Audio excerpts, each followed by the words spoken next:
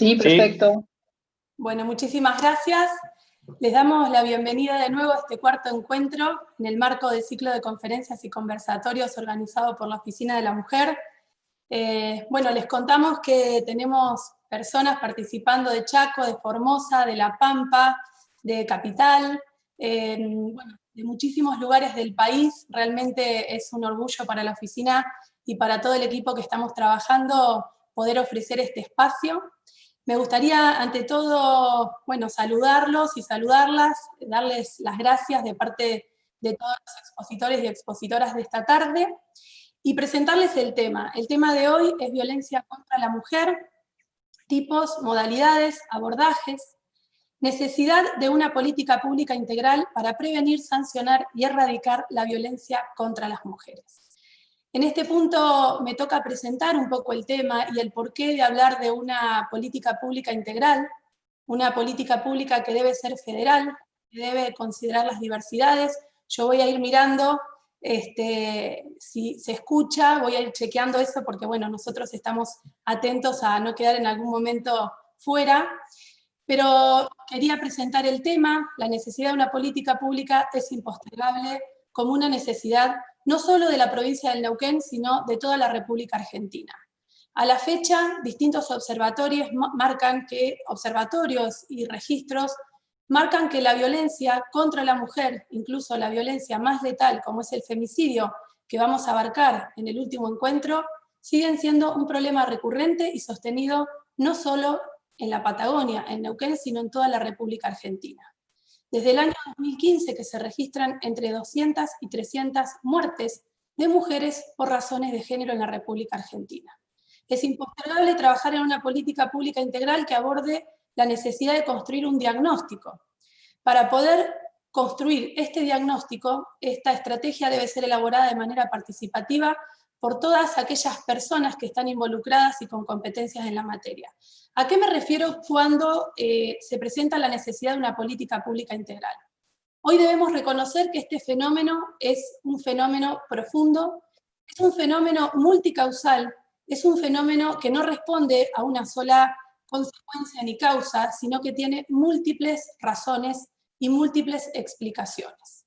Hoy Argentina necesita un diagnóstico, un punto de partida, una explicación de aquellas causas que originan la violencia. Por eso es tan importante generar primero una estrategia para tener un diagnóstico cierto, con estadísticas en tiempo real, con un sistema, por ejemplo, de gestión de todos aquellos procesos y antecedentes de corte federal y en tiempo real. Hoy una persona, un agresor que se traslada en distintas jurisdicciones, lamentablemente pierde la trazabilidad de los antecedentes. Esto demora, por ejemplo, la medición de los riesgos, de los indicadores. Esto de alguna manera genera una desprotección en cada una de las jurisdicciones a las cuales se traslada, por ejemplo, la víctima y en su caso el victimario. Por eso es tan importante pensar en un diagnóstico y en herramientas técnicas. Ahí estoy viendo que hay un problema de sonido. ¿Se escucha bien? Bueno, Sí. Veo que sí. Sí. Muchas gracias. Por eso es tan importante elaborar estadísticas y estrategias técnicas. Es necesario un diagnóstico, como dije recién, y a partir de ese diagnóstico poder construir una política, pero en realidad la política es un diagnóstico, un plan, la implementación y el seguimiento. ¿Por qué insisto en esta estrategia? Porque es impostergable tener una foto, pero además una película de este fenómeno. Este diagnóstico nos permitirá construir un plan. Este plan debe tener principios y estrategias conjuntas y construidos de manera consensuada entre todas aquellas personas, organismos responsables y vinculados con esta temática. También es muy importante hacer un seguimiento de la implementación de este plan, pero insisto, es fundamental tener ejes, principios y estrategias comunes. De lo contrario, las tres funciones del Estado y todos los niveles de gobierno siguen intentando programas y dispositivos con las mejores de las intenciones, pero tenemos que pensar en que es más eficaz y eficiente unificar esfuerzos en una política pública integral que a su vez abrace el objetivo común de la educación de alguna manera coordinada de todas las generaciones futuras. A su vez, este plan tiene que tener un seguimiento para medir si estas estrategias son adecuadas. Lamentablemente en Argentina se registran las mismas cifras, como dije hace un rato, entre 200 y 300 muertes de mujeres por razones de género. Esto nos obliga y nos interpela como sociedad a repensar todas las cuestiones y todas las acciones que estamos llevando adelante. Por eso es tan, pero tan importante una política pública integral. Yo ahora, sin más introducciones, y después porque vamos a tener tiempo para hablar, me gustaría indicarles algunas normas de este conversatorio. Es un conversatorio donde vamos a tomar preguntas únicamente por el chat, con Débora Valle, que es la directora de la Oficina de Acceso a la Justicia y también colabora y está conmigo en la Oficina de la Mujer. Vamos a ir tomando las preguntas, vamos a ir escogiendo para los expositores y las expositoras y poder interactuar, pero es muy importante que las preguntas se hagan en el chat. Hoy tenemos alrededor de 197 personas participando por aquí, y también tenemos personas participando en la transmisión en vivo, en YouTube y en Facebook. Por eso es muy importante que hagan sus preguntas en el chat. Por otro lado, no se permiten referencias a causas particulares que estén en trámite, ni tampoco eventualmente pedidos o de alguna manera cuestiones que excedan a una exposición en abstracto, como vamos a tratar hoy, más allá de los fallos que ya han pasado en autoridad de cosa juzgada, por supuesto. Así que les pedimos estas reglas. Nosotros no podemos conceder la palabra hacia el final del conversatorio, porque siempre nos gusta aplicar reglas generales para todos y todas, y la verdad que con este número de concurrencia es imposible, y por eso es que vamos tomando las preguntas. Así que les agradecemos su colaboración, les agradecemos su participación, esperamos que tengan una buena tarde, tratamos siempre de ser lo más puntuales posibles y poder comenzar en horario. Por eso ingresamos a las 16 p.m. todos puntuales, y sin más voy a presentar al próximo expositor, que en realidad es el primer expositor. Yo nada más hice una breve introducción, que es el doctor y abogado Sebastián Amerio, recibido en la Universidad de Buenos Aires. Ha realizado especializaciones y posgrados en Argentina y en Italia, en Derecho Penal y Criminología. Actualmente se encuentra doctorando. Fue expositor y disertante en diversas jornadas y conferencias. Es autor de numerosos artículos sobre su especialidad en Argentina y en el exterior. Es docente, fue asesor del Ministerio de Justicia y Derechos Humanos de la Nación. Hace 17 años que es funcionario de la Corte Suprema de Justicia de la Nación, en realidad que trabaja hace 17 años, y actualmente es funcionario letrado de dicho organismo. Él hoy, muy generosamente, gracias Sebastián, ahí yo estoy con, no te previsualizo, pero bueno, no voy a correr la pantalla. Ahí está, ahora sí. Hola Sebastián, buenas tardes. Bueno, Sebastián, voy a presentar tu tema. ¿Nos escuchás bien? Sí, perfecto. Gracias, Bueno, Oli. no, de nada, de nada. Aparte, bueno, una persona muy cálida que va a receptar todas aquellas cuestiones que quieran profundizar y que va a quedar, obviamente ya te comprometo a disposición para seguir profundizando la temática que vos abordás. Nos va a dar su opinión y su perspectiva sobre lineamientos de la Corte Suprema de Justicia de la Nación en situaciones de violencia de género y los estándares aplicables de la legítima defensa. Te escuchamos, Sebastián. Bueno, buenas tardes. Aunque el tiempo es tirano, de lo que no se hace con su auxilio, me niego a omitir los agradecimientos. Primero, agradecer especialmente a la doctora Soledad Llenari, a mis compañeras y compañeros de panel, a los auspiciantes, la Oficina de la Mujer, la Oficina de Acceso a la Justicia, la Corte Suprema, la Oficina de la Mujer de la Corte, el Ministerio Público Fiscal y de la Defensa y la Asociación de Magistradas, Magistrados, Funcionarias y Funcionarios de Neuquén. Es un honor compartir este conversatorio con todos, todas y todos, y voy a dividir mi charla en 3 subtemas. El primero refiere a lo que hace a la capacitación y la perspectiva de género, que es lo que viene trabajando la Corte. El segundo va a ser un brevísimo recuento histórico de la jurisprudencia de la Corte en temas de legítima defensa, y el tercero es hacer una referencia a 2 fallos de nuestro alto tribunal, que son Leiva y RCE. Bueno, voy a usar una velocidad supersónica y si no caigo en un agujero negro voy a poder lograrlo. Entonces el primer tema que quería trabajar es el de, o comentarles, es el de perspectiva de género y capacitación. Todos saben que a partir de la inclusión de los tratados y las convenciones de derechos humanos al bloque de constitucionalidad, nuestro país ha asumido el compromiso de incorporar la perspectiva de género en todos los poderes del Estado. En el año 2004 y en el año 2005 se incorporaron a la Corte la doctora Hayton y la doctora Argibay, respectivamente, y este fue el primer hito que quiero destacar. La Corte comenzó a trabajar con intensidad los temas de género. Maqueda, el ministro decano, que está desde el año 2002, y el doctor Lorenzetti ya eran ministros en ese tiempo, y hoy con la incorporación de los dos nuevos ministros, Rosati y Rosenkrantz, se continúa y se está avanzando en esta línea de trabajo. Entonces, avanzando un poquito más, el 14 de abril de 2009 entró en vigencia la ley que todos conocemos, la 26485, y 9 días después, mediante la acordada 13 de 2009 de la Corte, se creó la Oficina de la Mujer y se dispuso que la oficina desarrolle la coordinación y gestión de los programas de capacitación entre los poderes del Estado y entre organismos internacionales. Y también se impulsó un proceso de incorporación de perspectiva de género en la prestación de servicios de justicia y en el ámbito de las relaciones laborales. Bueno, la Oficina de la Mujer lleva adelante un proceso de sensibilización en materia de perspectiva de género y capacitación de violencia doméstica, de temas de trata de personas con fines de explotación sexual, factores e indicadores de violencia doméstica, lenguaje y género, entre otras actividades.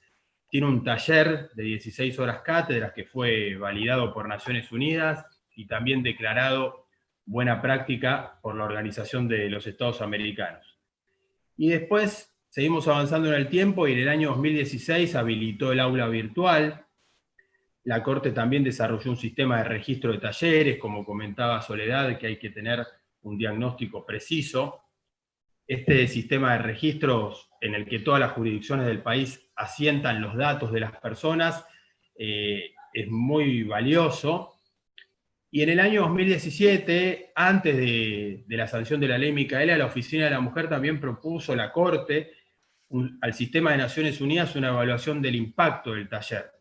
Y este es un proyecto inédito en el mundo y me parece muy importante destacarlo. Y para cerrar este primer subtema, quiero decir que, bueno, el 10 de enero de 2019 se promulgó la ley Micaela, como la conocemos todos, 27499, y en cumplimiento de ello, la Corte, a través de la Oficina de la Mujer, ha capacitado a las máximas autoridades de la Corte Suprema y a casi todo su personal, y formó replicadoras y replicadores virtuales y presenciales para que todas las provincias del país y de la ciudad autónoma sensibilicen en perspectiva de género a su personal. Entonces, esta primera etapa que les conté tiene que ver con cómo se empezó a trabajar el tema de perspectiva de género, y es un tema que empezó a trabajarse hace 15 años.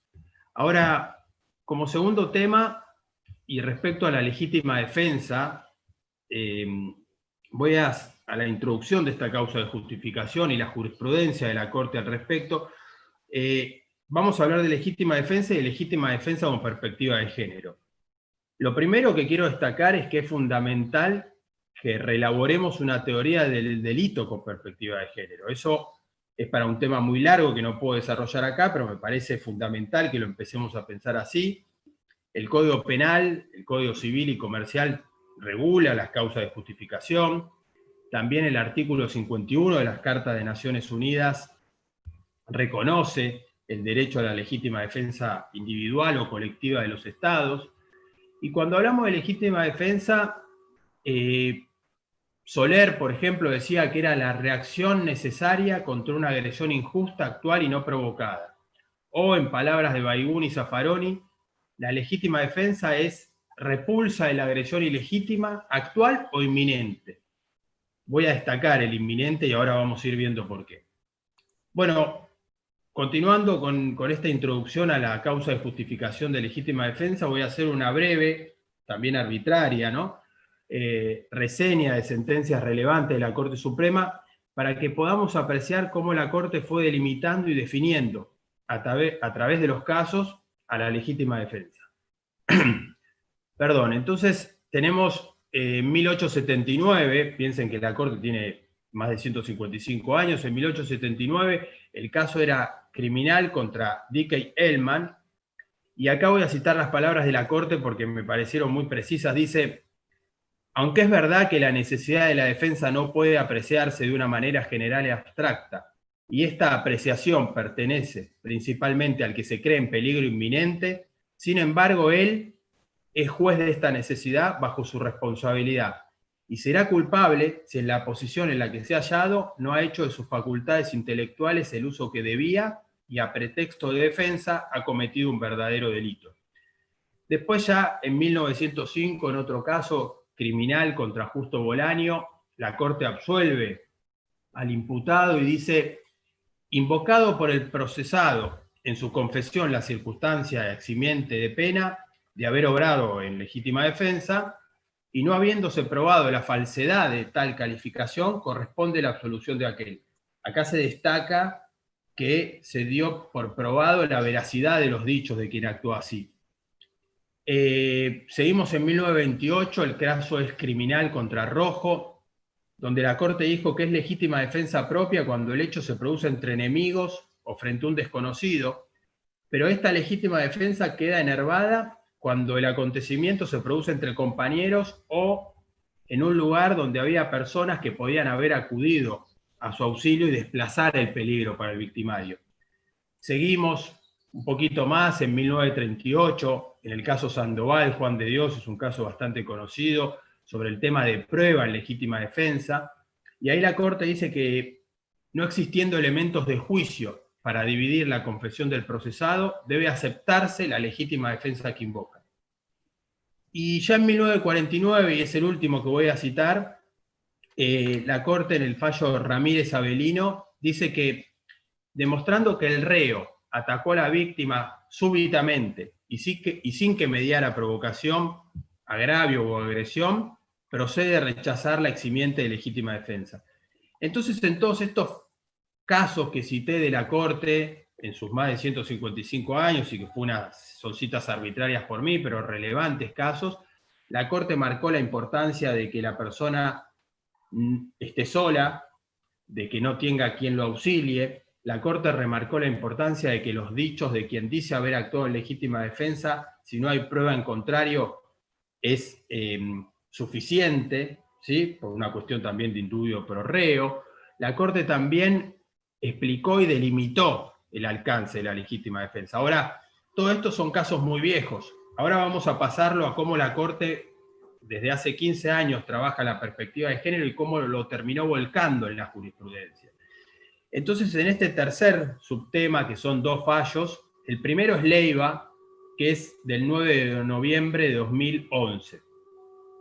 Y los hechos del caso, brevemente, es que en el año 2005 Leiva mató a su pareja, que era el padre de sus hijos, o es el padre de sus hijos, bueno, era, de un puntazo en la zona del tórax con un destornillador.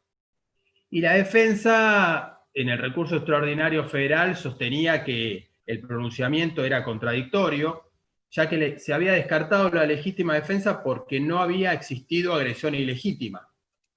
Aunque se reconoció en informes médicos después que había fotografías y datos que daban cuenta de que Leiva había sufrido lesiones. Entonces la Corte declaró procedente el recurso extraordinario presentado por Leiva, que había sido condenado, esto no lo aclaré antes, había sido condenada, perdón, no lo aclaré antes, a 12 años de prisión, dejó sin efecto la sentencia y mandó a que se dicte un nuevo pronunciamiento. Y esto fue una decisión unánime de todos los ministros, y que en ese momento eran Lorenzetti, Fay, Petracchi, Maqueda, Zaffaroni, Argibay y Hayton de Nolasco. Y quiero destacar algunas consideraciones del voto de la doctora Hayton y de Argibay. Las ministras entendieron que hubo una contradicción, como planteaba la defensa, por parte del ACUO, ya que para descartar el supuesto de legítima defensa, consideraron que el mero hecho de permanecer, escuchen bien esto, ¿no? Porque es muy llamativo, ¿no? El mero hecho de que Leiva permanezca en el domicilio que convivía con el occiso, el cual el tribunal dijo que lo asignaba a un carácter voluntario de ella, sin analizarlo más, deriva que ésta se sometió libremente a una hipotética agresión ilegítima, como si fuera que la víctima una auto puesta en peligro por parte de Leiva, ¿no? Y bueno, y sostuvieron que esa interpretación no solo soslaya las disposiciones y convenciones internacionales y las normas internas sobre la materia, sino que lisa y llanamente resulta en colisión con su contenido. Entonces, revocaron esa decisión y se dictó un nuevo pronunciamiento. Y ya acercándonos un poquitito más en el último fallo que quiero darles, que es RCE, es del 30 de octubre de 2019. RCE fue condenada a 2 años de prisión en suspenso por el delito de lesiones cometido en perjuicio del padre de sus hijos, con quien convivía, a pesar de que el vínculo de pareja estaba disuelto, ¿no? Y todo en el marco de un contexto de violencia de género ya preexistente. Bueno, el día del hecho, como consecuencia de que ella no lo saludó, él la empujó, la golpeó, y ella, para defenderse, toma un cuchillo y se lo asestó en el abdomen. Luego sale corriendo, va a la casa de su hermano y se presentan en la comisaría y denuncian el hecho. El tribunal oral que la juzgó descartó que ella hubiera actuado amparada por la legítima defensa de su persona, y esta condena fue confirmada en todas las instancias hasta la Suprema Corte de la Provincia de Buenos Aires. Bueno, por la vía recursiva correspondiente se llevó a la Corte compartió los fundamentos del dictamen de la Procuración, y con los votos de Hayton de Nolasco, Maqueda, Lorenzetti y Rosati, y también el voto concurrente del doctor Rosenkrantz, consideró que la Suprema Corte de la Provincia de Buenos Aires había emitido una sentencia arbitraria que se contraponía contra la Convención de Belén do Pará y la Ley 26.485 de Protección Integral de las Mujeres.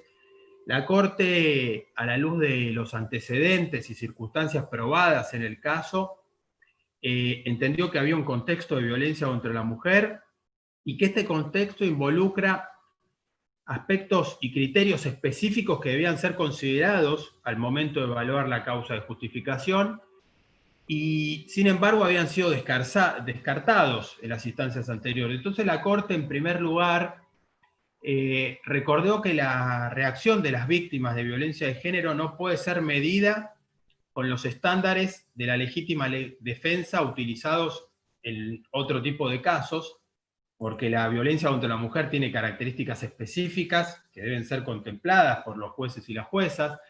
También el tribunal interpretó que los casos de violencia de género, tanto la agresión ilegítima como la inminencia de la amenaza o lesión, que es un requisito que exige la ley para amparar a quien actúa, deben ser considerados desde una perspectiva de género. Entonces, en esa inteligencia, dejó establecido que las uniones de hecho o de derecho, en esas uniones, la violencia de género no debe concebirse como hechos aislados, sino en su intrínseco, estas son palabras que usó la Corte, carácter continuo, porque permanentemente merman los derechos, los derechos están mermados de integridad física y psíquica.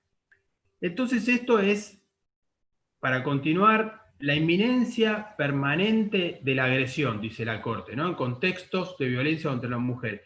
¿Y cuáles son las características que la Corte nos enseña? Y se caracteriza por la continuidad de la violencia, esto es que puede suceder en cualquier momento y ser detonada por cualquier circunstancia, y además tiene un carácter cíclico, que esto significa que si fue maltratada, posiblemente vuelva a hacerlo. También la Corte se explayó un poco más, fue más allá y dijo que respecto del requisito legal de la necesidad y proporcionalidad del medio empleado para defenderse, la Corte afirmó de manera contundente que se debe considerar no solo el contexto en el que se da la agresión y la respuesta, sino la continuidad de violencia, que es lo que les vengo diciendo, ¿no? Entonces, consecuentemente, solo se requiere que no haya una desproporción inusual entre la agresión y la defensa en cuanto a la lesión. Y finalmente, en el otro requisito de la legítima defensa, respecto a la falta de provocación suficiente por parte del que se defiende, advirtió que la idea de que cualquier comportamiento anterior a la agresión pueda constituir, en el caso como que estamos analizando, una provocación suficiente, obedece a un estereotipo de género. Y este punto es fundamental desde todos lados que uno lo quiera mirar, ¿no? Entonces, para ir terminando y dejar algunas conclusiones, lo primero que quiero decir es que la Corte viene trabajando temas de género desde hace más de 15 años. Lo segundo es que la capacitación ha sido exitosa, y aunque queda muchísimo por hacer, esa capacitación ha generado en los operadores judiciales una concientización y además las herramientas para analizar con perspectiva de género los casos. También que la jurisprudencia de la Corte en sus más de 155 años, como les dije antes, fue delimitando y explicando los alcances de la legítima defensa y ahora le añadió la perspectiva de género. Además de los fallos que cité aquí, la Corte ha aplicado perspectiva de género, en tanto revocó muchas sentencias que fueron arbitrarias y obedecían a estereotipos de género. Y esto, vale aclarar, no solo se refleja en las sentencias penales, como estoy tratando yo acá, sino que también es aplicado en las distintas ramas del derecho que trabaja la Corte, ya que todos deben saber que la Corte tiene secretarías de cada fuero, ¿no? Donde se hacen los proyectos de sentencia, y en todas estas ramas del derecho la Corte la está aplicando. Entonces, también esto que intentó transmitir es evidencia la evolución y el trabajo continuo que viene realizando la Corte, sin perjuicio de que este es el camino correcto, creo, para seguir. También creo que es necesario que agilicemos y acentuemos los avances en esta materia, nos falta muchísimo. La mayor participación de las mujeres en todos los cargos, principalmente en los cargos altos, va a generar indefectiblemente una mejora en el servicio de justicia. En conclusión final, y no sé cómo estoy de tiempo, Sole. Ya estaríamos. Bueno, ya cierro entonces inmediatamente. Las sentencias de la Corte son el resultado de la evolución de la humanidad también, de la reforma del año 94, de la capacitación continua que se realiza y del trabajo de todos los operadores judiciales que, a raíz de la capacitación, la concientización y la perspectiva de género que vamos incorporando, sobre todo los hombres, que nos cuesta muchísimo más, estamos realmente en un buen camino. Los avances han sido en algunos momentos muy buenos, en otros más lentos, pero creo que esta continuidad nos va a llevar, como se dice vulgarmente, a buen puerto. Bueno, muchísimas gracias, Sebastián. Muy clarificador, ahí ya estamos viendo preguntas en el chat respecto del tema que vos abordaste ahora. Me gustaría aclarar que es muy bueno el aporte respecto de que Nación presentó un plan. Obviamente yo me refería a una política pública integral, donde obviamente el plan, por supuesto que es un avance. Lo que sí, en permanentes encuentros, se reconoce desde todos los niveles de gobierno, incluso nacionales, y en una nota reciente, la necesidad de construir estadísticas, justamente estadísticas en tiempo real, con fuentes directas. En Neuquén estamos trabajando dentro de la Comisión 2785 con un relevamiento que por supuesto vamos a insertar también y vamos a participar a este plan, pero cuando me refería de política, a una política pública, justamente es un conjunto, digamos, de estrategias de todos y todas las, digamos, de todas las provincias y todos los niveles de gobierno, con un diagnóstico. Este diagnóstico es un poco lo que todas las, yo digo, todas las integrantes de este orden federal están planteando, que es necesario tener como una suerte de plataforma federal donde podamos cargar todos los datos y no tener de alguna manera visiones un poco sesgadas y provinciales respecto de este fenómeno que en realidad es transversal a toda la Argentina. Así que muchísimas gracias por ese aporte y muy buena la aclaración, y quien tenga el plan también lo puede subir al chat. Recién hemos subido, Sebastián, los dos fallos que mencionaste, tanto Leiva como RCE, ambos están en el link. Todo el material que hoy vamos a ir nombrando vamos a tratar de compartirlo y justamente después cualquier cosa nos pueden escribir a la oficina. Bueno, ahora me resta agradecerte, Sebastián, después te vamos a utilizar en buen sentido para las preguntas, que siempre estás predispuesto, porque bueno, por suerte hemos compartido muchos espacios. También me gustaría, antes de presentar a Ivana Dalbianco, volver a saludar. Hay muchos funcionarios y funcionarias de toda la provincia de Neuquén, de todas las jurisdicciones. Veo gente en lugares muy lindos, al sol. Bueno, eso me da mucha alegría también. Veo jueces de paz, juezas de paz, funcionarias de la ciudad de Rincón de los Sauces.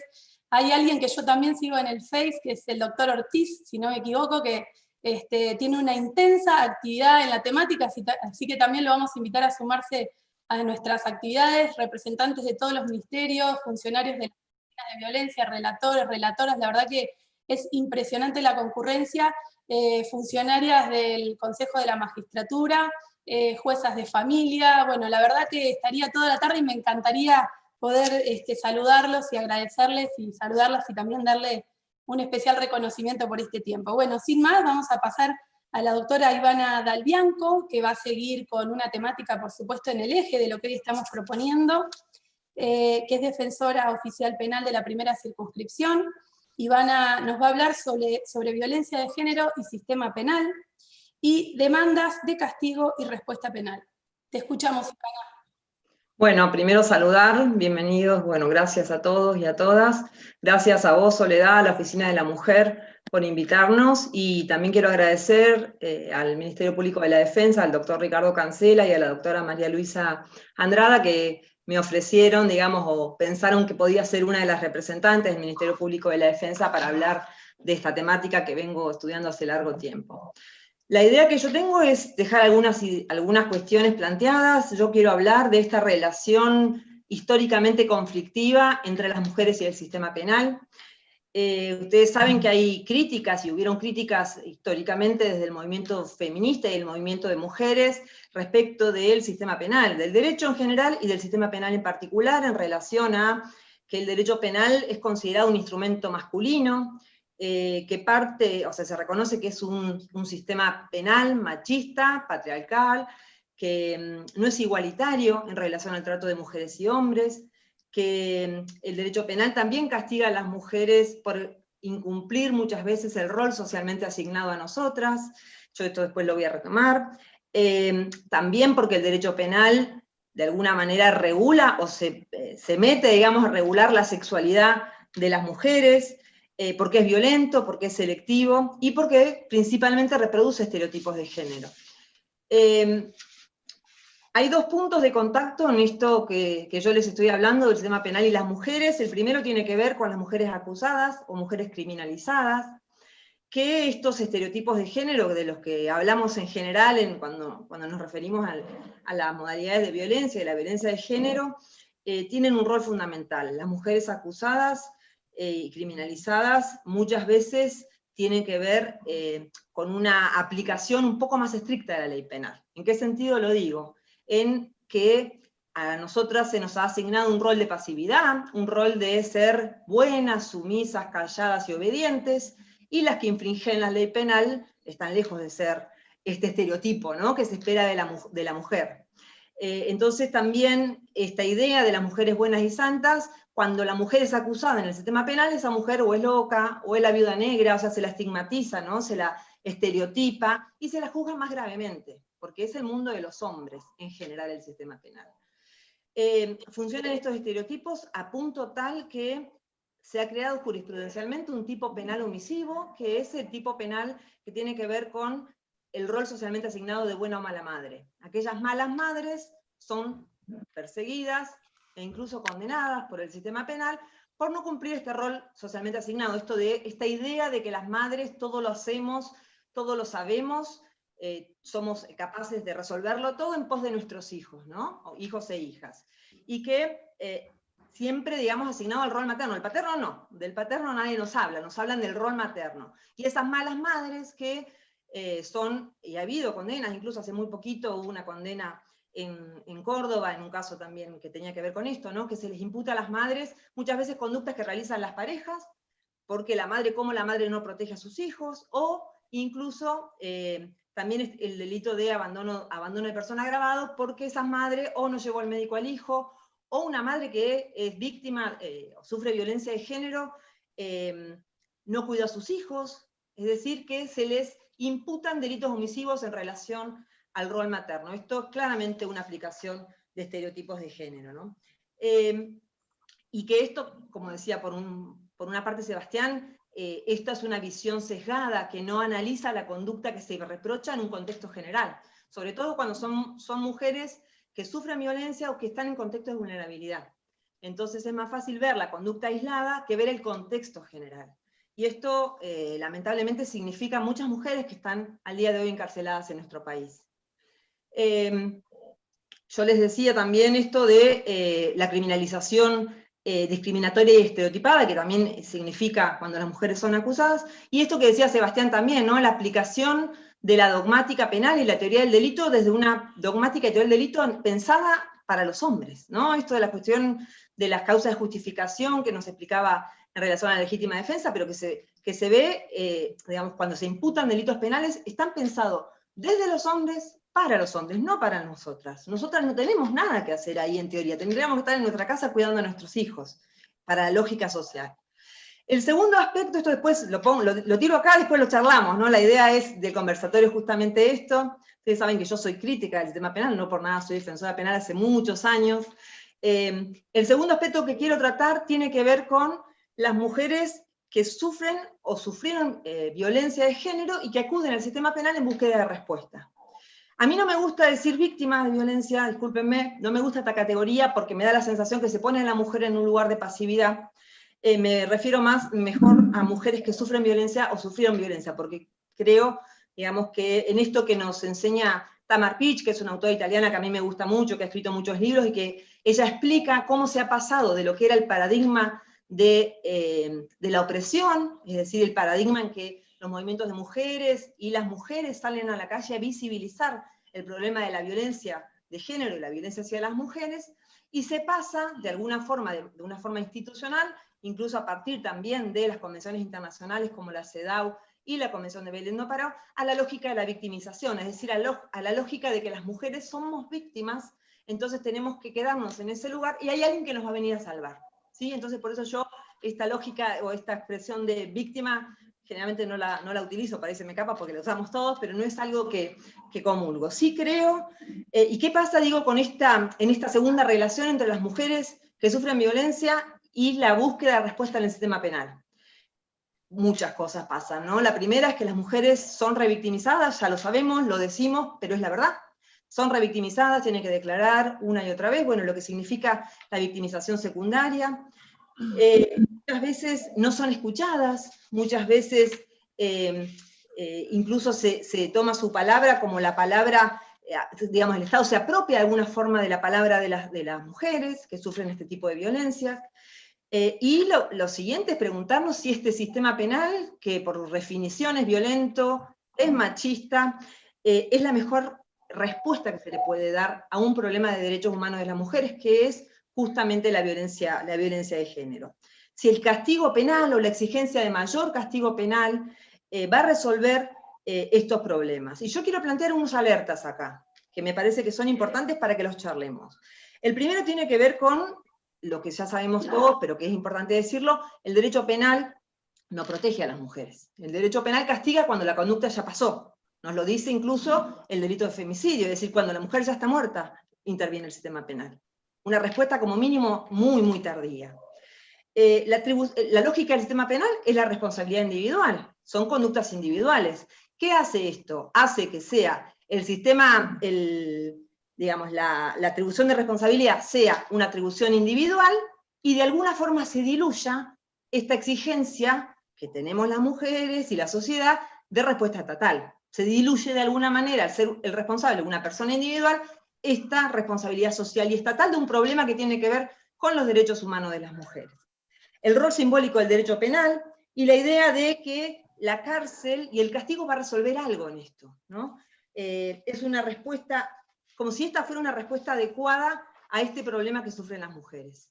Se ensancha y se legitima este sistema penal violento y selectivo, la utilización de reformas, esta exigencia que por ahí parece como que estuviera, digamos, de moda, o que fuera la pelea, pedir el ensanchamiento del sistema penal, reformas represivas, mayor castigo penal, mayores delitos, y lamentablemente, porque el sistema penal sigue siendo violento y sigue siendo machista y patriarcal, son utilizadas muchas veces contra las mujeres. La reforma del artículo 80, inciso 1, que incluye a las parejas, que aunque no esté casado, que era el homicidio agravado por el vínculo, incluyó con la reforma que se incluye el femicidio, que se incluye también a las parejas, se le aplica a mujeres. Nair Galarza está condenada a prisión perpetua por este delito.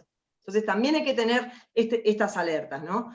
Muchas violencias, muchas personas que son condenados por diferentes tipos de violencias a las mujeres son los padres de los hijos de esas mujeres. Entonces la mujer queda con la pareja, expareja, o sea, el padre de sus hijos encarcelado, sin tener con qué mantener a sus hijos. Es decir, que hay muchas cosas que atraviesan el problema de la violencia hacia las mujeres, que no es netamente, o no puede verse solamente como una cuestión de delito penal.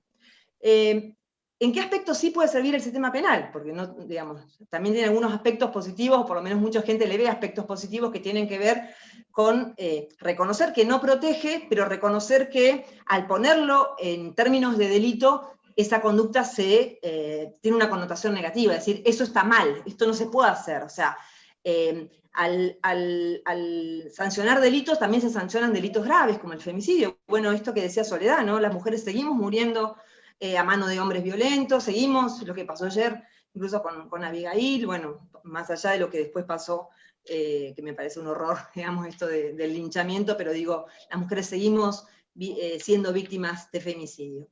La pregunta, y con esto ya voy a ir cerrando, es ¿qué hacemos los y las operadoras del sistema de justicia penal con toda esta realidad, ¿no? Si ustedes comparten este, entre comillas, diagnóstico que yo hago de para qué está el sistema penal y cuál es el rol que tiene, ¿cuál sería nuestra tarea, ¿no? O qué nos tendríamos que plantear? Lo primero que yo creo es poder pensar estos problemas. O sea, no pensar que el sistema penal lo va a resolver todo, lo dejamos al sistema penal, porque eso no resuelve nada, no resuelve los problemas, o sea, los problemas de fondo. Lo dejan el sistema penal y nos creemos este valor simbólico, el derecho penal, que la sociedad está haciendo, o sea, que el Estado está haciendo algo. Tampoco nos gusta la pena, sale la gente, ¿no? Decir, no, esa pena no, queremos más pena, más castigo, que se pudran en la cárcel, todas estas cuestiones, pero lo cierto es que eso no resuelve el problema de fondo. Lo segundo que me parece importante, en relación a las mujeres acusadas, lo que decía Sebastián, un enfoque de género en cada una de estas cuestiones. Rever la teoría del delito, rever la dogmática penal en una perspectiva de género contextualizada. Las conductas no son conductas aisladas, son conductas en un contexto, sobre todo de mujeres de situación de vulnerabilidad. La reforma incluso puede ser, incluso hay algunos proyectos de reforma de legítimas defensas privilegiadas, esto que nos explicaba recién Sebastián, de cómo analizar las causas de justificación. Y respecto de las mujeres que sufren la violencia, por ahí voy muy rápido, pero quiero decir todo, me parece que es importante dar herramientas, reconocer este cambio de paradigma entre lo que era el paradigma de la opresión, que el paradigma de la opresión lo que hacía era denunciar al sistema, y esas mujeres que denuncian al sistema son mujeres que luchan, y el paradigma de la victimización, que son las mujeres que están en el rol de víctima y que el Estado les tiene que venir a resolver sus problemas. Me parece que estas cuestiones son importantes para pensar. Las oprimidas luchan, las víctimas deben ser protegidas por otro, que hablen su nombre. Y muchas veces sin darnos cuenta hacemos esto, nosotros mismos, como operadores y como operadoras dentro del sistema penal. No hay que suplantar a las mujeres, no hay que desoírlas, y mucho menos estereotiparlas, que por ahí lo hacemos sin darnos cuenta quizá, ¿no? También hay que deconstruir de alguna forma todas estas cosas. Y sin duda, en mi opinión, puede haber políticas, como decía Soledad, es necesario políticas eficaces, respuestas estatales acordes a este problema de derechos humanos de las mujeres, no verlo como un delito penal nada más, sino como un problema social, un problema que tiene que ver con nuestra lógica, con nuestro sistema, con nuestra cultura, para poder deconstruir y para dar una respuesta adecuada. A mí si me preguntan qué experiencia yo tengo en 21 años de ejercer el derecho penal, yo he defendido a 3 mujeres acusadas de haber matado a sus parejas violentas, con diferentes respuestas, no importa, no viene al caso, pero sí lo que he notado es que en líneas generales el sistema penal digamos, no ha aportado nada bueno a las mujeres. Si a mí me preguntan en mis años de experiencia, ¿qué le ha aportado el sistema penal a las mujeres? Nada bueno. Como dice Nils Christie, ¿no? El dolor, el sufrimiento, la violencia, y por otro lado, el daño, a quienes dice proteger a las mujeres, y sin embargo, las mujeres terminan dañadas cuando atraviesan de alguna forma el sistema penal. Me parece que estas cosas nos las tenemos que, sobre todo los que trabajamos en la Administración de Justicia Penal, nos lo tenemos que plantear, lo tenemos que deconstruir, tenemos que empezar a modificar nuestras prácticas, y sobre todo entender que la respuesta no está en este sistema penal, machista, patriarcal, sino que está en otro lado. Lo debemos buscar en políticas públicas eficaces que realmente solucionen el problema de la violencia de género y el problema de las violencias hacia las mujeres. Bueno, eso lo dejo así, después lo volvemos a charlar. Muchísimas gracias. Bueno, muchas gracias, Ivana, la verdad que muy claro. Has dicho y abarcado cosas que, bueno, en general resultan a veces muy difíciles de comprender, pero una de las propuestas es justamente la relectura de normas penales, porque muchísimas veces normas neutras, como vos bien señalaste, las normas muchas veces se las llama neutras, y en realidad operan de una manera regresiva, porque esa neutralidad, en definitiva, las hace carecer de perspectiva de género. Una norma aplicada, como recién decías, de una manera casi yo diría sin mirar el contexto. Y qué difícil es que se entienda qué es un contexto de violencia de género, porque no se termina de comprender qué es justamente la violencia de género, un problema transversal a muchísimos sectores que abordan el tema. Por eso me parece súper importante también remarcar lo que vos señalabas, ¿no? Que es un sistema de normas que en definitiva tiene una mirada muy androcéntrica, incluso hasta planteamos la relectura de normas constitucionales. Nosotros hoy, en nuestra Constitución vigente, aunque fue reformada obviamente en el año 94 y no fue de alguna manera, por supuesto, tocada su parte dogmática por cuestiones de definición, ¿no? Seguimos teniendo vigente artículos como el 15 que establece una indemnización a los esclavistas, por ejemplo. Por eso yo siempre digo, muchas veces hablan de que la ley es fuente de toda razón o justicia, y en definitiva leyes neutras o dictadas de una manera androcéntrica tienen una percepción de neutralidad, y esa neutralidad, aparte de aplicarla sin perspectiva de género, termina transformándose en una doble regresividad. Así que me falta agua. Muchísimas gracias, Ivana. Después vamos a dejarte también para las preguntas. Estoy viendo acá que hay mucha interacción con el chat. Y vamos a pasar a Juan Pablo Durán. Juan Pablo Durán es director de la Oficina de Violencia Provincial, porque justamente hoy queríamos no podemos, por cuestiones, por supuesto, de limitación de tiempo, ir a profundidad en todos los tipos de violencia, pero justamente lo que tratamos es de generar miradas muy profundas y estratégicas de personas que hoy están ocupando lugares muy, pero muy importantes. La visión de Ivana es una visión muy constructiva para que nos quedemos repensando, para que nos quedemos analizando y muchas veces volviendo a considerar todos los que la estamos escuchando estas cuestiones, ¿no? De los estereotipos, de muchas veces tratar a la mujer, ¿no? Infantilizarla o demonizarla, y la verdad que muy, pero muy importante tus aportes. Ahora vamos a pasar justamente a otra cuestión muy, pero muy relacionada con esto, que es el sistema integral de protección de derechos de la mujer o de las mujeres, perfil victimológico y proceso urgente. Te escuchamos, Juan Pablo. Buenas tardes a todas y a todos. Muchas gracias también, Soledad, la Oficina de la Mujer y todo el equipo de trabajo por la convocatoria. Siempre es un gusto poder compartir e intercambiar, sobre todo teniendo en cuenta la calidad de los oyentes y de los que se animan también a participar en estos conversatorios, los cuales sabemos que tienen también mucha injerencia, participación y mucha opinión en lo que es nuestra realidad diaria en esta materia que tanto nos preocupa y que nos atraviesa de todos los sectores de los organismos públicos. Yo voy a dividir también mi charla en tres aspectos.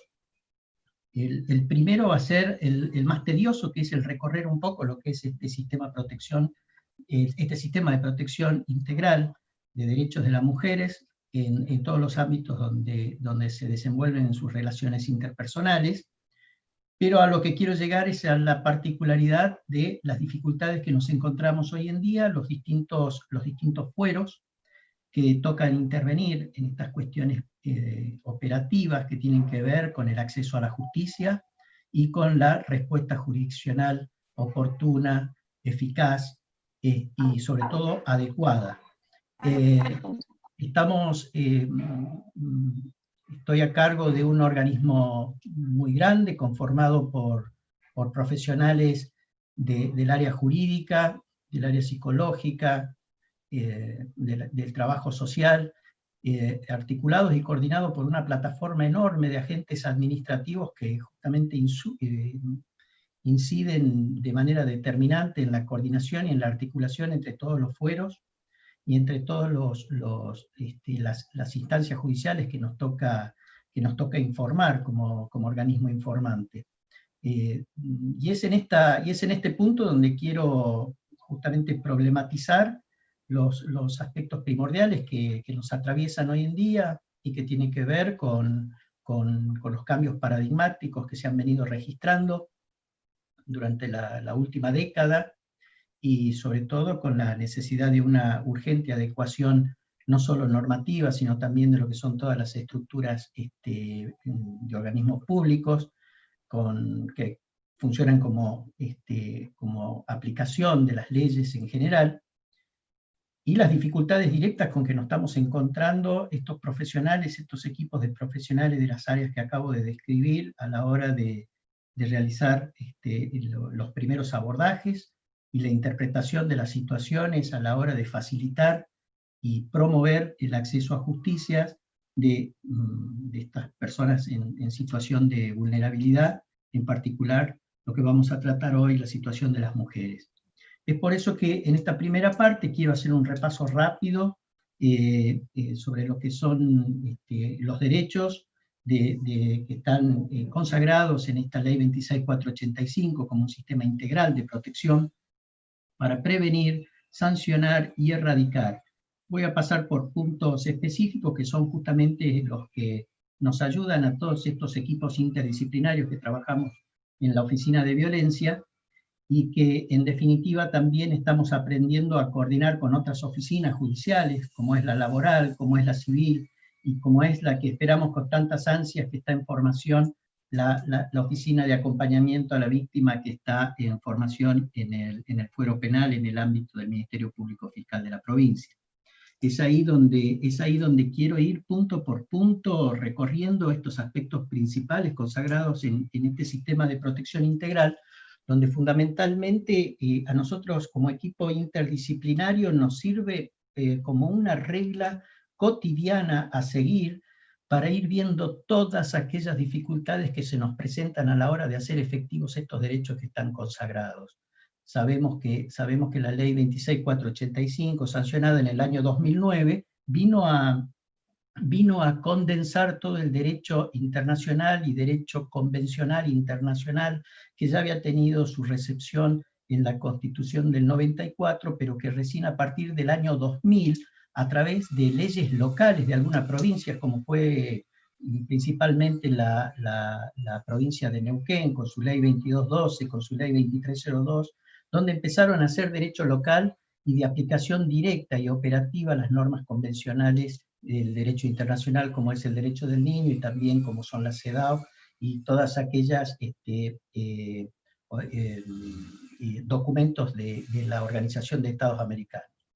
Es así que la 26485 propone como sistema integral de protección para prevenir, sancionar y erradicar. Y es acá donde como un organismo interdisciplinario empezamos a tener las primeras dificultades, porque a la hora de prevenir, en el momento del acceso a la justicia se empiezan a presentar las primeras dificultades, toda vez que los procesos con los que contamos, que están previstos en la misma ley, y están descritos actualmente como procesos urgentes por la doctrina, pero que en la realidad y en los procesos y en los códigos de procedimiento están descritos como procesos sumarísimos, son de muy difícil aplicación en la práctica diaria en lo que hace a las dinámicas procesales. Entonces, cuando volvemos sobre el marco propuesto por este sistema de protección, encontramos que tiene dentro de su principal objeto el de la eliminación de toda forma de discriminación de la mujer en los ámbitos en los que desarrolla sus relaciones interpersonales, el acceso a la justicia, la asistencia integral de todos los organismos estatales y servicios públicos especializados, los derechos protegidos que son a la vida, a una vida sin violencia, salud, seguridad, educación, a una vida reproductiva y salud sexual saludable, con educación, con información, con asesoramiento adecuado, y un trato respetuoso por parte de todos los organismos que les toca requerir para hacer efectivos sus derechos.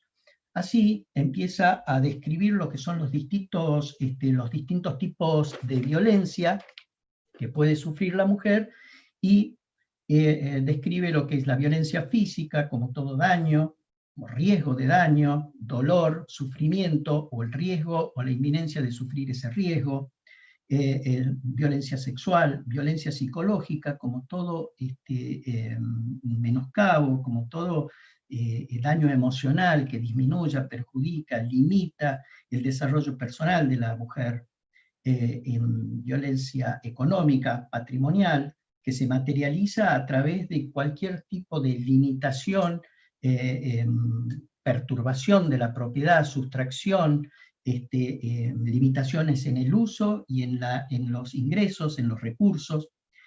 Y la violencia simbólica, ¿cuál es? La reproducción de patrones estereotipados que se verifica a través de los medios masivos.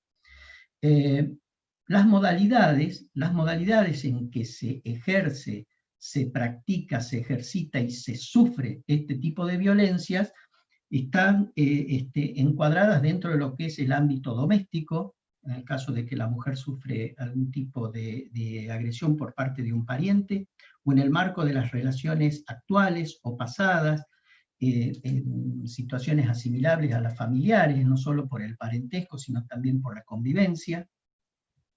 La violencia institucional, que es justamente la que ejercemos los funcionarios públicos, profesionales, agentes de los estados públicos, de asociaciones civiles, y que se materializa a través del retardo en el acceso a los derechos para que se hagan efectivos, se materializa a través de la obstaculización y el impedimento de ejercer y de practicar efectivamente los derechos que están consagrados en esta ley.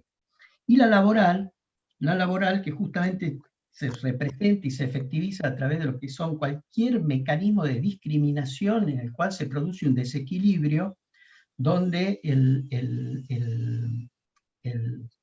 la mujer, digamos, ve impedimentos para mantenerse, para la estabilidad y el progreso, el ascenso en sus ámbitos laborales. Es aquí donde, frente a estos derechos que están consagrados, en las oficinas de violencia o en los organismos que tenemos encargado la recepción de este tipo de denuncias, los equipos interdisciplinarios nos estamos encontrando ante un nuevo paradigma, que es cómo recepcionar la demanda de un nuevo tipo de demanda. Estamos ante una situación de conocimiento de un tipo de perfil victimológico completamente distinto al que estamos acostumbrados y que veníamos estudiando y abordando durante los últimos 15 años. Así, donde encontrábamos en nuestro quehacer diario, a la hora de realizar los diagnósticos, a la hora de realizar el establecimiento de lo que son los indicadores de riesgo que habitualmente estábamos acostumbrados y entrenados a detectar, en los casos de violencia doméstica, sobre todo cuando nos encontrábamos con una víctima que se presentaba confusa, temerosa, y con contradicciones, con síntomas de culpabilidad, de apego, naturalización. Hoy nos encontramos con otro tipo de víctima, o de una posible víctima de femicidio directamente. Es decir, no nos estamos encontrando con aquella fenomenología que era típica, que se encuadraba dentro de lo que eran los ciclos de la violencia. Entonces nosotros sabíamos identificar como operadores de la interdisciplina, estábamos entrenados a detectar justamente esos indicadores y poder valorarlos de tal manera dentro del ciclo de la violencia que se presentaba en el momento del conocimiento de la situación, que nos hacía prever lo que sería el daño actual y lo que sería un daño previsible, inclusive emergente a raíz de la misma intervención. Es ahí que ahora no nos encontramos con esa cronicidad, con esa frecuencia, con un tipo de violencia administrada, como estábamos acostumbrados a observar en las relaciones familiares o en las relaciones de pareja, y actualmente nos encontramos ante una eventual víctima o una futura víctima que por el contrario se presenta empoderada, se presenta con conocimiento de lo que son sus derechos y exige la efectivización de los mismos, y por eso hice este esfuerzo por hacer este tedioso recorrido de lo que son los derechos consagrados en la ley, porque justamente hoy las eventuales víctimas, que no son víctimas actualmente, pero se presentan para hacer efectivos sus derechos, colocándose en una situación de total indefensión, justamente por las reacciones que va a tener este nuevo perfil de femicida o este nuevo perfil de agresor o de victimario que se viene materializando, se viene describiendo desde hace pocos años a esta parte, y que no tiene absolutamente nada que ver con el perfil victimológico de la mujer, sino que tiene que ver con un perfil de un victimario que tal vez no haya ejercido durante un periodo cercano o en el contexto de la relación afectiva o familiar, con indicadores de una posible amenaza, agresión y mucho menos un atentado contra la vida. De pronto empezamos a ver que del relato, de la denuncia, del pedido de auxilio, del pedido de efectivización de derechos, empezamos a ver que se describe y se va concretando el perfil de un femicida o de un agresor que tal vez no registra los antecedentes que estábamos acostumbrados a registrar, tanto desde su conducta como también desde los posibles de las intervenciones judiciales, donde normalmente quedan plasmadas estos eventos. Es así que esto nos coloca en la necesidad de articular transversalmente con distintos organismos, no solo externos del Poder Judicial, sino también con todos los demás organismos del Poder Judicial con incumbencia en este tipo de materias, de manera de que a través de un proceso como el que proponen las leyes de violencia de género y de violencia doméstica, en coordinación con los ministerios públicos fiscales, de la defensa civil y de la defensa del niño, podamos diseñar dispositivos de intervención inmediata con la menor dilación posible sobre todo de la participación directa de los magistrados y de los miembros del Ministerio Público.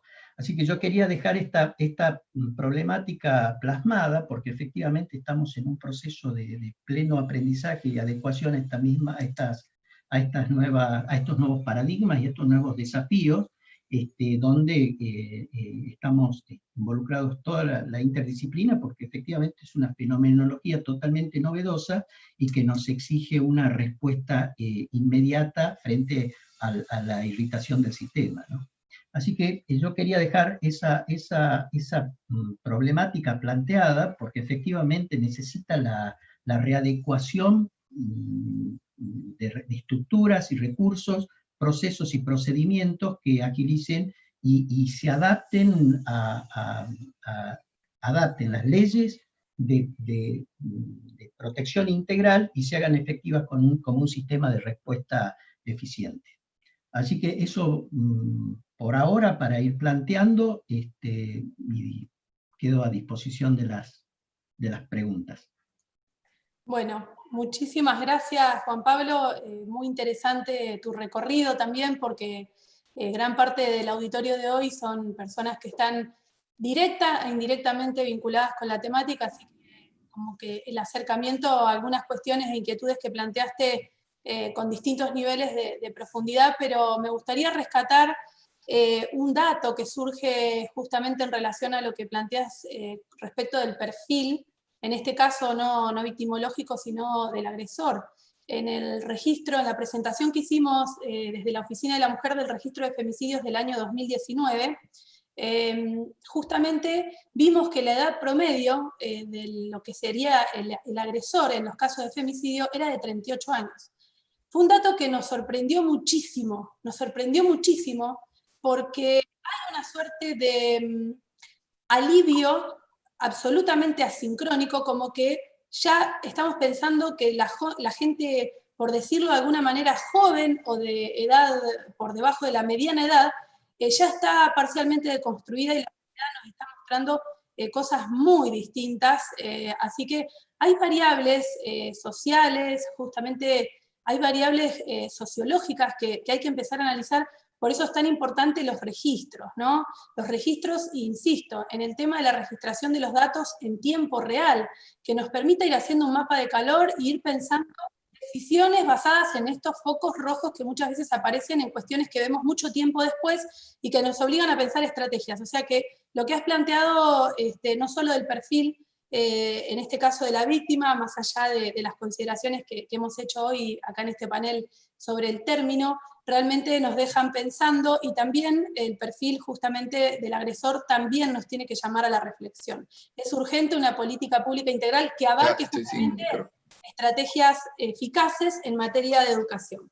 Ahí voy leyendo en el chat, hemos tenido muchas devoluciones, muchos comentarios, hablan de justamente, antes de presentar a Rómulo Patti, que es quien sigue y con quien ya estaríamos cerrando por lo menos las exposiciones, unilaterales, por decirlo de alguna manera, veo comentarios donde hablan justamente de esto que decía Ivana, de la deconstrucción también de los estereotipos. Hay una cuestión que hizo referencia Juan Pablo también de las características hoy de algunas mujeres, ¿no?, que están planteando y que a veces se ve como un tema muy pero muy complejo. La deconstrucción de los estereotipos es un proceso muy, pero muy profundo que tiene que ver con la modificación de la percepción de la realidad de muchas personas que hoy realmente no están siendo destinatarias de algunas propuestas justamente tendientes a revertir ese fenómeno. De hecho, más allá de plantear y de visibilizar algunas cuestiones, como dicen acá, muchas veces vemos que incluso cuanto más se reclaman los derechos, más se profundizan las reacciones y los estereotipos.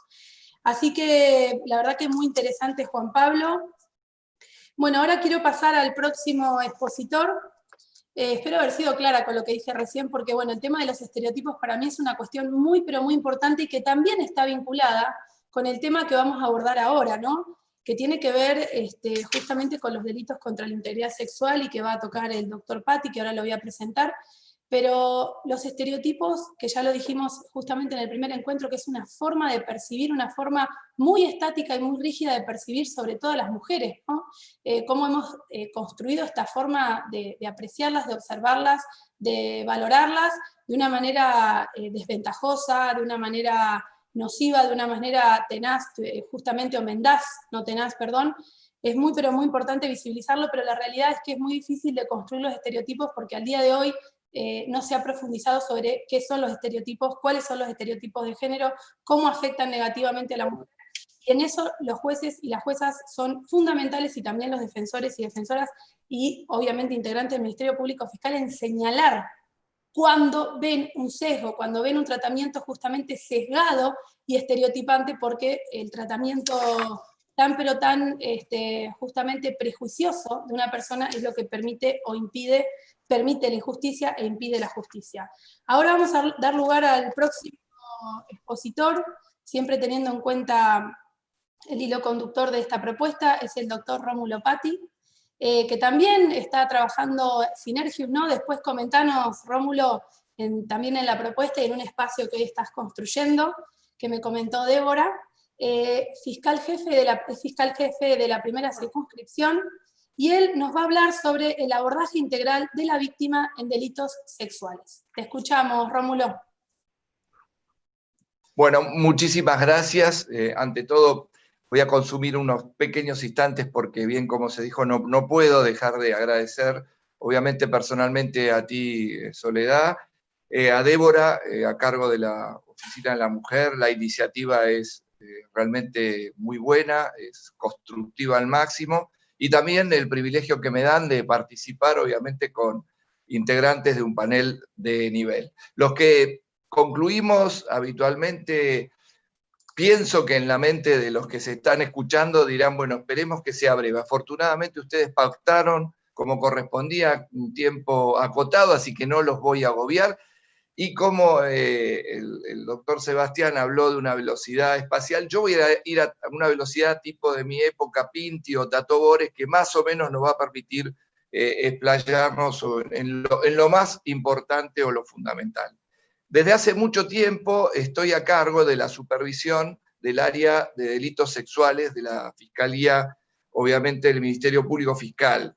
De las agencias especializadas, ustedes saben que se encuentran básicamente en el área de Neuquén capital, de la primera circunscripción. Obviamente el interior es una realidad mucho más compleja, esforzada, pero concretamente esta temática que me ha tocado abordar me permite básicamente expresarle algunos lineamientos que me parecen que pueden resultar de interés en líneas generales. Debemos decir básicamente que con motivo del cambio de paradigma existente a pasar del sistema mixto con rasgos seriamente inquisitivos al acusatorio, se han elaborado a partir de las propuestas, obviamente, que llevaba adelante José Jerez en el cargo de fiscal general, un manual de persecución penal que tuvo como centro entronizado la clara protección de los derechos de la víctima. Y esta clara protección de los derechos de la víctima tiene necesariamente que llevar, porque así se lo expresa, una concreta aplicación de perspectiva de género. Es decir, se valoriza dentro de este marco persecutorio el interés superior de la víctima y dentro de ella la perspectiva de género.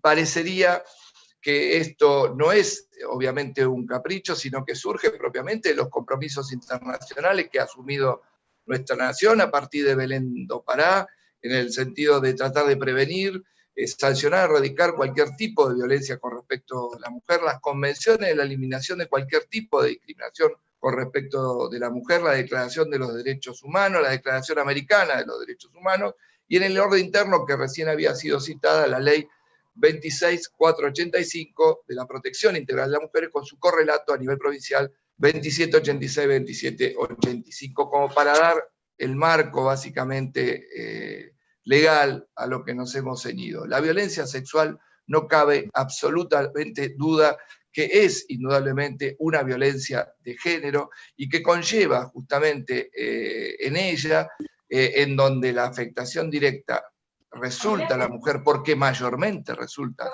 la mujer, afectando la dignidad, la libertad, la lesión física y la psíquica. Estos aspectos en realidad son fundamentales para tener en cuenta a la hora de la práctica de desarrollar una estrategia de abordaje, que si bien puede ser estimada como cuestiones netamente prácticas, a mí me parecían que no eran en vano remarcarlas, cómo la Fiscalía aborda justamente la problemática a partir de la noticia criminis, a partir de la denuncia básica que se efectúa, que mayormente puede venir por vía de una presencia en hospital y dar los médicos la información a partir del servicio 102, que por todos ustedes es conocido, pero mayormente a veces ocurre, y así se trata, en la sede de la comisaría. A partir de ahí tiene que haber un esmero total de parte de la Fiscalía para tratar de contener a esa víctima, que sabemos que muchas veces viene con serios problemas físicos, otras veces viene con carencia de sueño, desgastada, haciendo un gran esfuerzo, ingresando a un ámbito que no conoce, un ámbito totalmente ajeno, donde hay personas ajenas, donde se enfrenta con distintas personas que obviamente llevan en su caso uniforme o no, y nosotros lo que procuramos justamente es tratar de que una vez que ella está tranquilizada y ambientada de la forma que corresponde, se la traslade a la sede de la Fiscalía para receptarle de la mejor manera y en forma más tranquila esa denuncia, esa declaración. Procuramos que este traslado sea en las condiciones, podríamos decir, más normales posibles. Requerimos que no sea en un móvil policial porque, lejos de ser una persona imputada, es justamente una persona damnificada que merece dignidad. Con las coordinaciones suficientes hemos logrado que a través del personal de seguridad de la policía este traslado se efectúe en condiciones normales, y una vez que ella llegue al lugar, que es la Fiscalía, que afortunadamente contamos con un ámbito adecuado y moderno para recibirla, tenemos que allí elaborar nuestro mayor esmero para darle la debida contención para que pueda explayarse al momento de develar los hechos o denunciarla de la mejor manera posible. Esto que parece casi una verdad de perogrullo, no hay que dejar de soslayarlo porque es un elemento fundamental. Incluso hasta deberíamos extremar los medios, y lo hacemos, de servir un café a gente que viene sin alimento, viene desgastada, algunas veces trae a sus hijos a cuesta.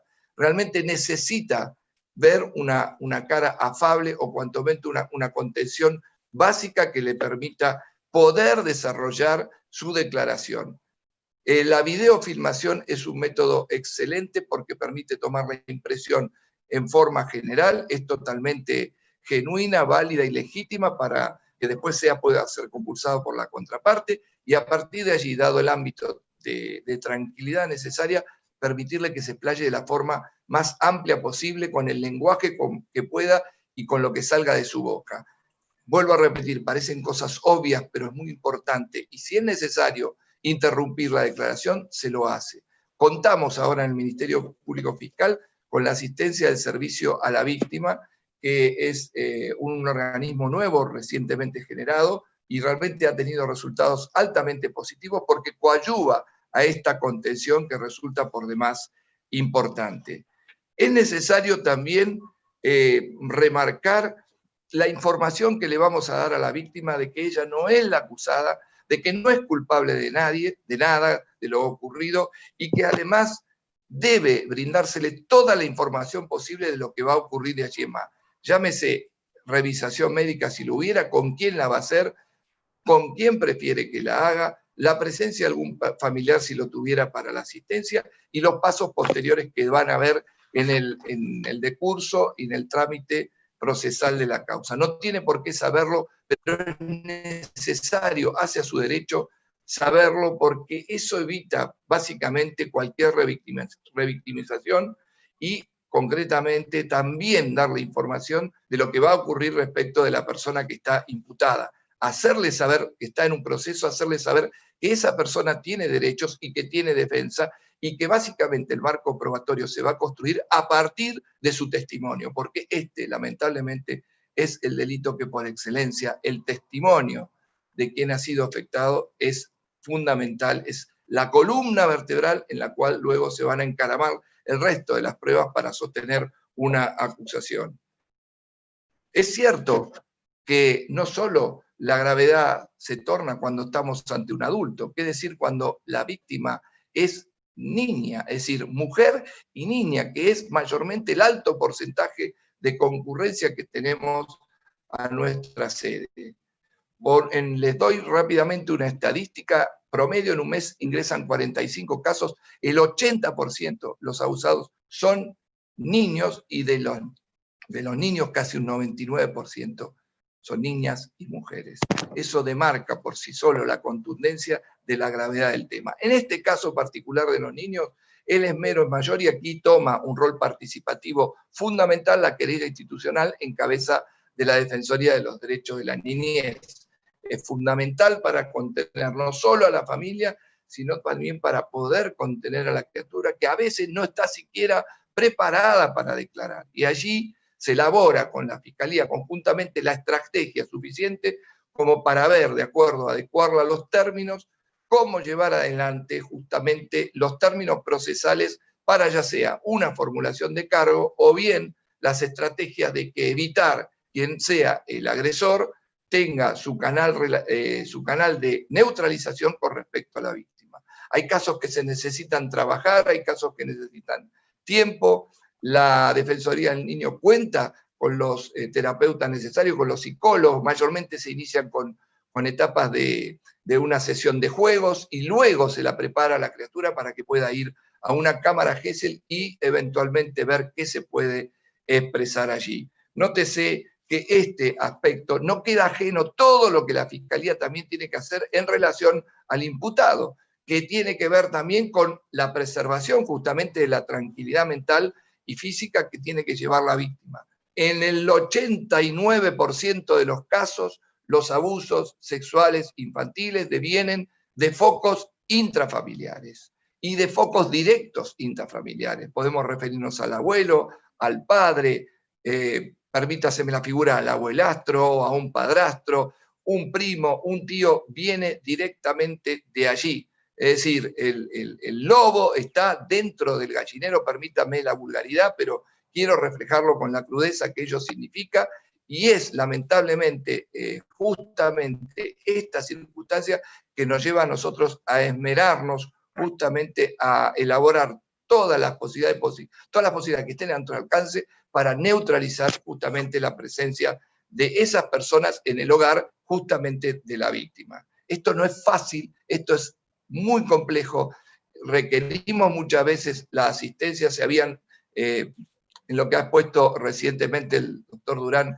hay una conexión directa constantemente y también a veces necesitamos el auxilio del fuero de familia, que afortunadamente hemos tenido muy buena receptación por parte de los jueces a cargo. Tratamos de trabajar coordinadamente con organizaciones también que dan la faz, que son netamente privadas, pero dan la faz de contención, y en ese aspecto muchas veces quien se ve imputado en este hecho lo que realiza o lo que trata de imponer justamente es que la víctima salga de su esfera, porque es mayormente el dueño del hogar o quien en definitiva conlleva este mal concepto o esta estigmatización del proveedor, producto también de una cultura patriarcal y machista, que termina justamente socavando una investigación que muchas veces puede llegar a buen éxito. Y en todo eso tenemos que mirarnos, porque el proceso tiene términos, tiene una duración, y a lo largo de la duración justamente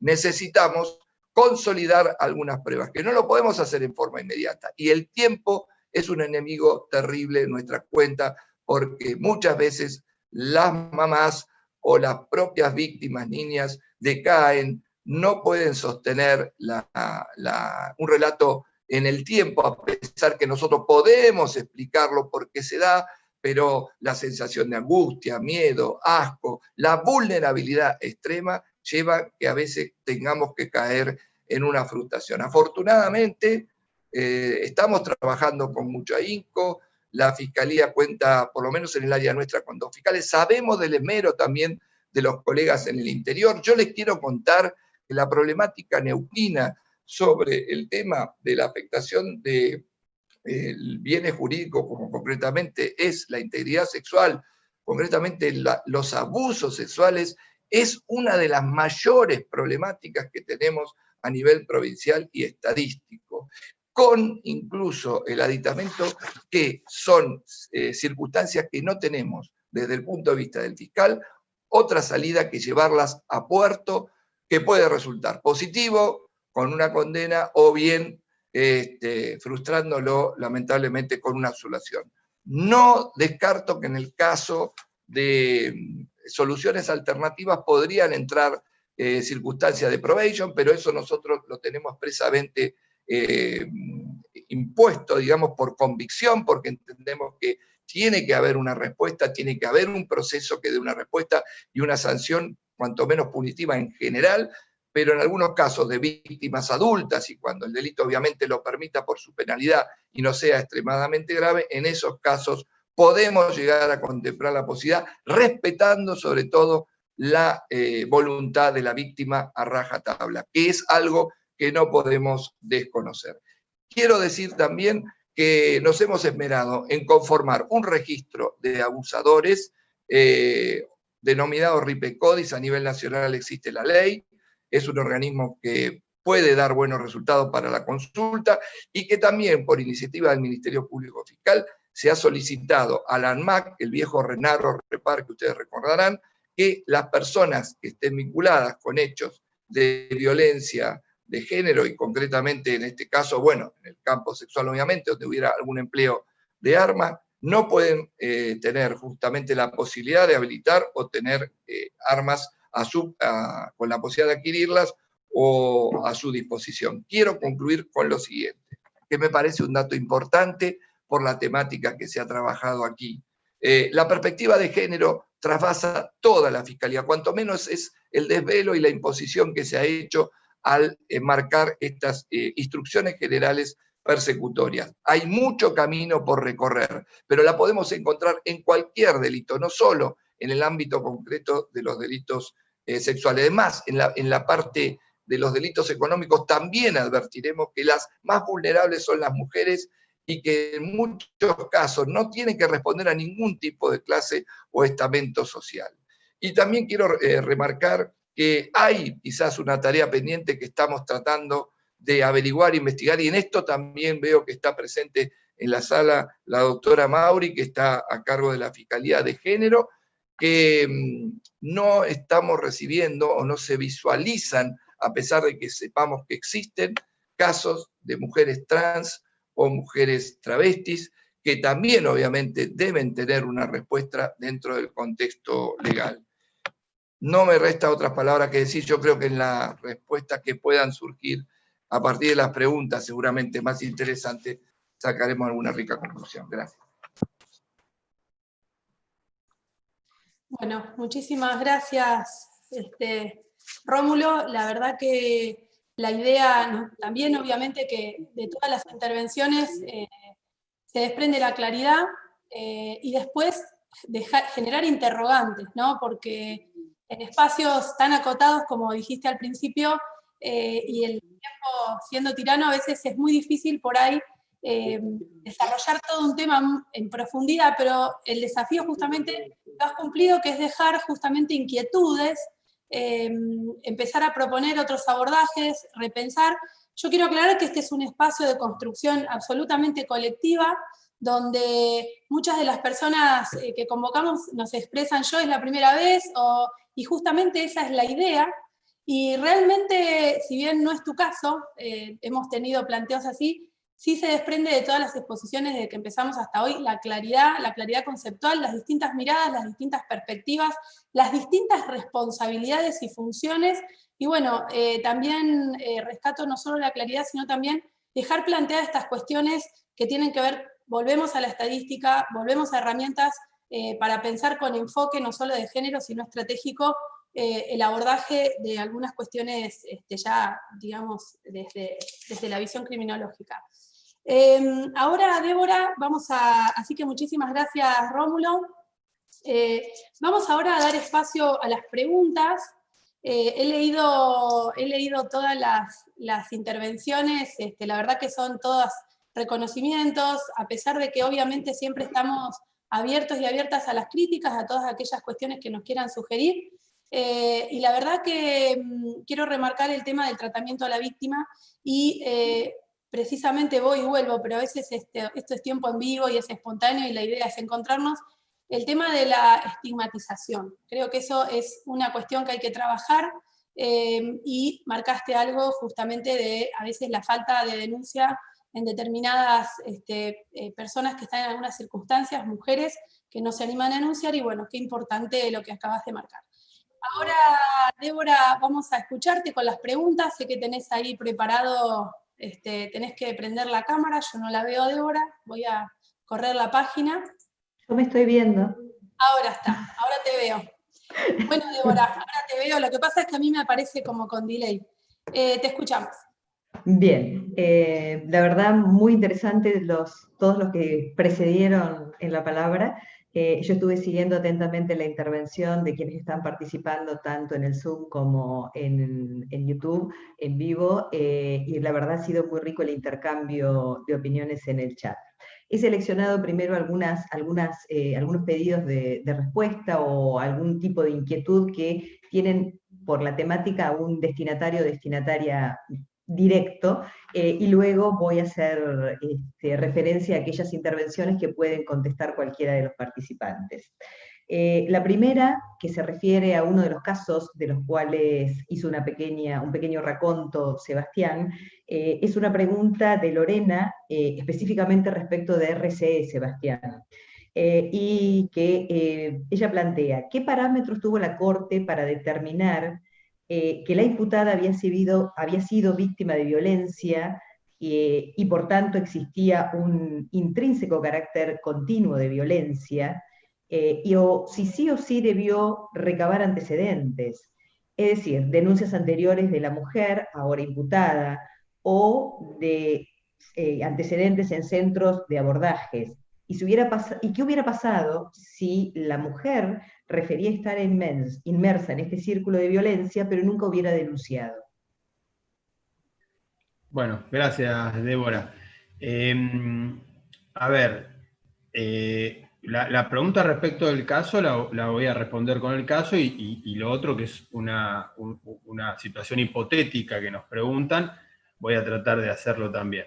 Respecto al caso, sí, había denuncias, yo no recuerdo con exactitud cuántas, pero había denuncias preexistentes al hecho, en la cual RCE termina, se dice RCE el caso, y lo digo así, perdona, una aclaración mínima, porque es la manera más fácil de buscarla y además para proteger, ¿sí?, los datos de la persona. O por lo menos esto es lo que tribunales decidió que se tiene que hacer. Pero bueno, lo cierto es que había denuncias previas, sí. Ahora, ¿qué hubiera pasado si no había denuncias previas de violencia que había sufrido esta mujer o cualquier otra mujer? Bueno, a mí me parece que el hecho de que no haya denuncias previas no descarta para nada la eximiente de legítima defensa, pero para nada. No creo que sea necesidad que haya denuncias previas de violencia para que la legítima defensa pueda ser aplicable, la causa de justificación, sino que creo que pueden darse muchos casos. La mujer no denunció por miedo o por un montón de otros factores, en esto las mujeres lo van a poder expresar mejor que yo. La mujer no denunció, no quiero caer como dijo Ivana, que dio un punto que me gustó mucho de tratarlas de víctima, ¿no? Pero digo, bueno, en el sentido de quizá quiso hacer la denuncia y no se la tomaron. Quiero decir, podemos generar un montón de casos hipotéticos. Ahora, para responder con contundencia no creo que sea necesario que haya denuncias previas de violencia para que después se pueda aplicar el caso de legítima defensa. Incluso puede haber, recién en ese momento que se dio la situación tan violenta, puede haber sido la primera vez que la mujer se defiende de eso y que se toma conocimiento. Y en general, la verdad que en esto es un conversatorio y creo que pueden aportar ustedes más que yo en este punto, pero no sé si todas las mujeres denuncian al primer hecho de violencia. Me da la impresión que no. Entonces, si tendríamos que tomar ese criterio, la legítima defensa no aplicaría nunca. Por eso hice el reconto histórico, y acá ya corto, de todos los fallos y cómo la Corte fue delimitando la legítima defensa hasta incorporar la perspectiva de género. En 1800 era muy difícil pensarlo, en el 1947 también, y bueno, en el último tiempo no, pero fíjense cómo la Corte, porque acá somos todos los que hemos hablado, tenemos distintas actividades y visiones, ¿no?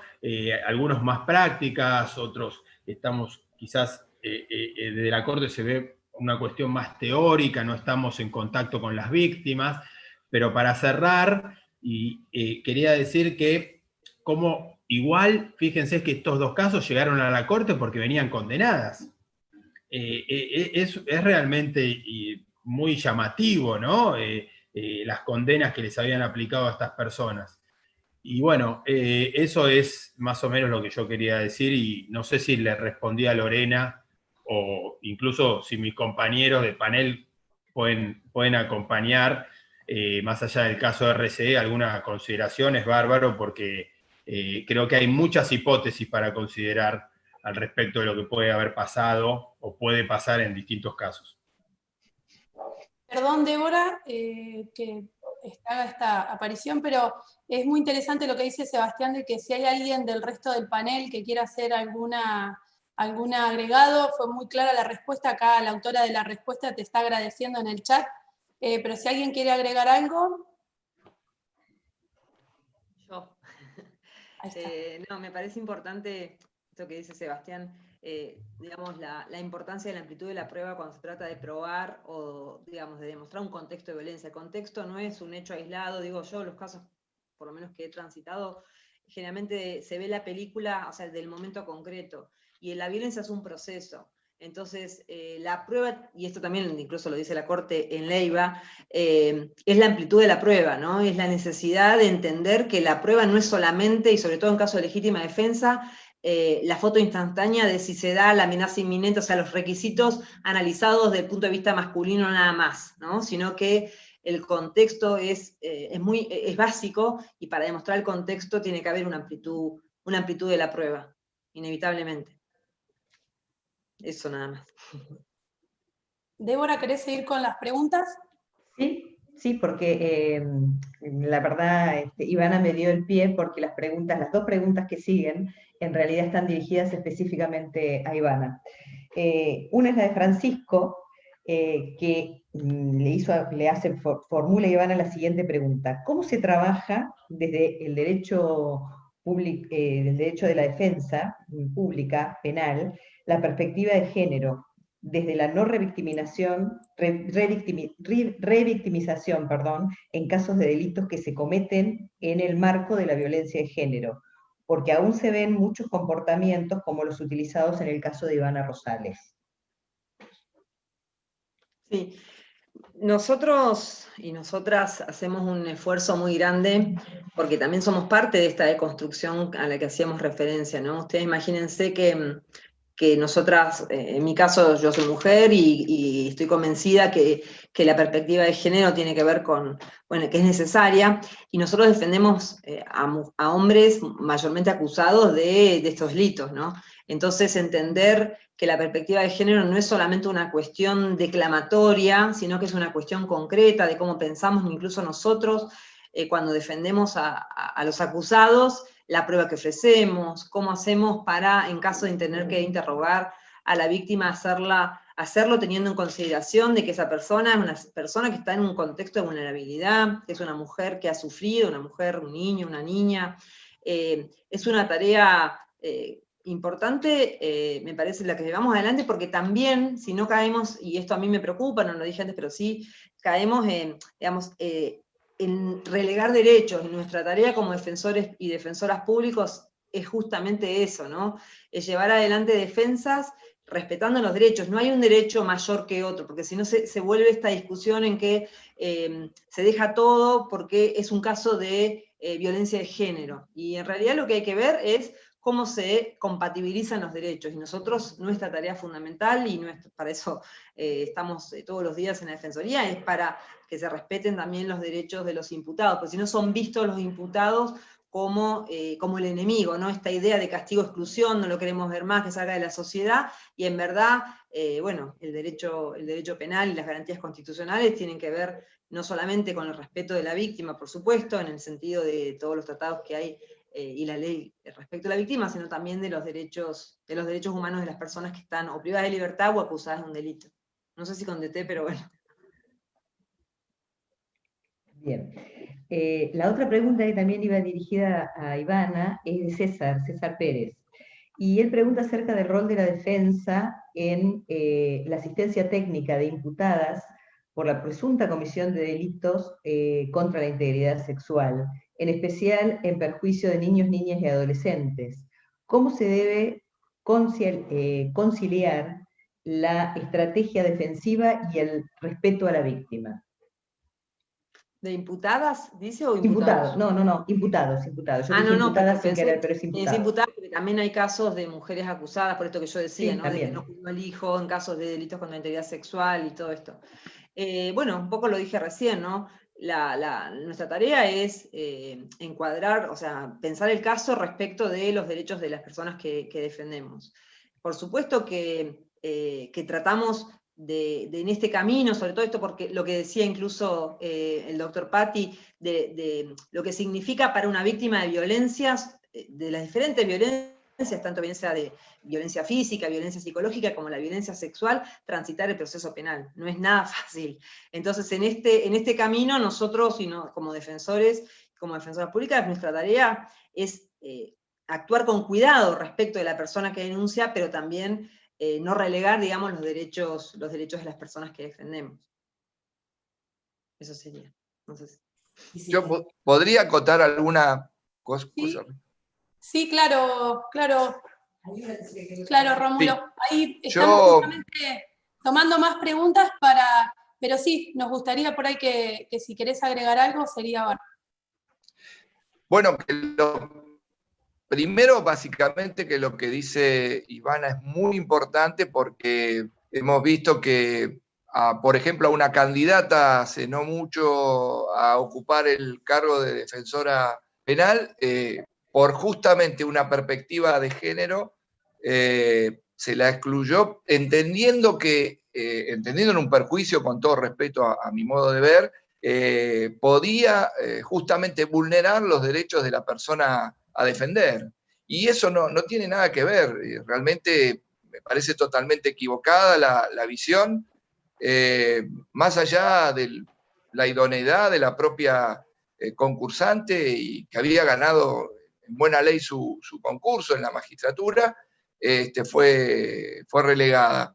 El respeto, básicamente, que interpreto, tiene que extenderse incluso hasta los propios investigadores. Muchas veces nosotros incurrimos, quizás inconscientemente, quizás por esta formación patriarcal terrible que tenemos, y más lo que, superamos una línea etaria, que no voy a decir cuánto es, pero que la superamos, y que realmente prejuzgamos pero con comentarios, que eso no lo llegué a decir, pero creo que va de suyo, hacia la víctima que llega desconsolada a lograr manifestar lo que le ha pasado. Entonces, ¿cómo ibas vestida? ¿Y por qué saliste? ¿Y por qué volviste tarde? ¿Y por qué fuiste a este boliche? ¿Y por qué aceptaste una invitación? ¿Y te fuiste con todos estos tipos? Eso no va más. O sea, eso hay que desterrarlo totalmente. Incluso cualquier circunstancia que tenga que ver con el propio modo de vida. Nosotros nos ha pasado de chicas que luego de salir tuvimos que, en el tren de la contención, tuvimos que esperar un rato que se restablecieran porque venían con ingesta de alcohol, que estaban en el hospital y en el momento no pudieron declarar.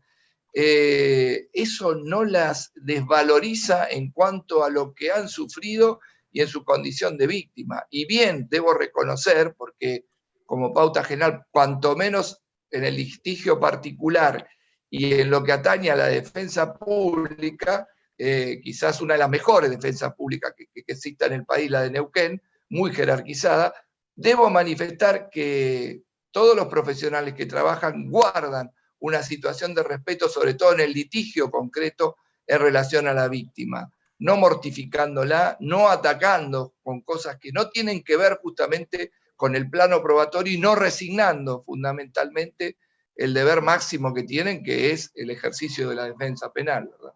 Nada más. Bueno, Rómulo, ya vamos a pasar a la última pregunta, porque por supuesto otra vez nos hemos extendido un poco en el tiempo, pero no queremos, tenemos una alta concurrencia, seguimos con 170 participantes ahora en el Zoom, llegamos a tener 200 y hay 40 personas en vivo, así que previo al cierre, Débora, te pedimos que nos hagas la última pregunta que tenías apuntada y ya después vamos a ir dando unas palabras para poder terminar. Te escuchamos, Débora. Bien, justamente la última pregunta está dirigida a Coco. Y es, en el supuesto caso de una situación de acoso sexual simple entre adolescentes, ¿se adopta un abordaje punitivista ejemplificador, o es usual la aplicación de criterios de oportunidad o suspensión de juicio a prueba, imponiendo reeducación del imputado y dando la posibilidad de otros modos de satisfacción del interés de la víctima, considerando el grado de autonomía progresiva y la opinión de acuerdo a la edad, y su opinión de acuerdo a la edad? Bueno, principalmente hay que marcar que si estamos hablando del adolescente, escapa a la justicia de adultos, ya es competencia del fuero minoril, que está a cargo en este caso del doctor Germán Martín, que tiene obviamente una política de esa visión. Es loable buscar esa visión, sobre todo porque la problemática de adolescente no es la misma que la problemática de un adulto, y máxima en estas épocas. Pero debo manifestar que el propio fuero minoril tiene sus soluciones que están por demás alejadas con el punitivismo extremo. Ahora, si ustedes me lo plantean en otro término, superada la instancia de la edad, que nos permitiría intervenir concretamente en casos de adultos y adulta también, obviamente el caso de la mujer, hay que evaluarlo, la salida, por eso dije que hay que priorizar sobre todo con buena información la voluntad de la mujer víctima. Hay que respetarla en toda condición, porque ella puede también querer una solución que tenga que ver no solo con una cuestión que se vea desde el punto de vista de una sanción, sino que puede buscar también a través de una salida alternativa, como puede ser la suspensión de juicio a prueba, justamente poner un punto a una etapa que por demás le ha sido extremadamente conflictiva, y a partir de allí poder reencaminar, al igual que el imputado. Muchas veces decimos que el cierre de un proceso permite abrir otros caminos y posibilidades hacia la vida misma. Superar el conflicto en medio de un proceso o inmiscuida en un proceso es terrible. Quien lo haya padecido lo puede manifestar y lo puede dar como testimonio claro. A veces nosotros, imbuidos de tanto tecnicismo, nos superan las ganas de cerrar los expedientes, nos superan las ganas de que prospere la tramitación a rajatabla, pero nos olvidamos, lamentablemente haciendo un mea culpa, que estamos frente quizás a los seres más vulnerables, porque a diferencia de un homicidio, la persona queda viva y queda con ese estigma para toda la vida, con lo cual hay que usar con extremada delicadeza la aplicación de estos institutos. Desde ya que los principios de oportunidad no creo que estén permitidos de aplicar aún en caso de mayores. Reconozco en ese aspecto mi ignorancia, pero no he visto ningún caso que aquí se haya aplicado. Y por lo demás, el origen de la pregunta es atinente al fuero minoril. Bueno, muchísimas gracias. Débora, si te parece, ¿hay alguna cosa más que quieras agregar? Hay una única otra cuestión que me gustaría ver si vos podés explayarte un poquito brevemente. Ha habido varias preguntas como referidas acerca del concepto específico de perspectiva. ¿Qué es esto de la perspectiva de género? Bueno, ¿Te parece, Soledad? Bueno, sí, por supuesto. Justamente fue uno de los temas que dimos al inicio de este conversatorio, de este ciclo en realidad, que tiene que ver con esto, así que previo a todo quiero agradecerte, Rómulo, también por tu respuesta. La perspectiva de género es una forma de ver los hechos. Ya sea que leamos los cuadernos sobre aplicación de perspectiva para dictar sentencias, ya sea de México, de Chile, de Bolivia, yo he tenido la oportunidad de tener y de participar incluso de la elaboración de algunos, el hincapié está puesto en la forma de mirar los hechos. Si no miramos los hechos justamente reconociendo la desigualdad estructural que afecta específicamente a la mujer. ¿Qué quiere decir la desigualdad estructural? Porque aquí hay muchas personas que hoy están teniendo también una aproximación a la temática. La desigualdad estructural son toda esta suerte de desventajas históricas con las que nace una mujer por el solo hecho de... Entonces, la perspectiva de género es una forma de ver la realidad que nos va a permitir justamente mirar los hechos de una manera equitativa, no neutral y progresiva y no regresiva.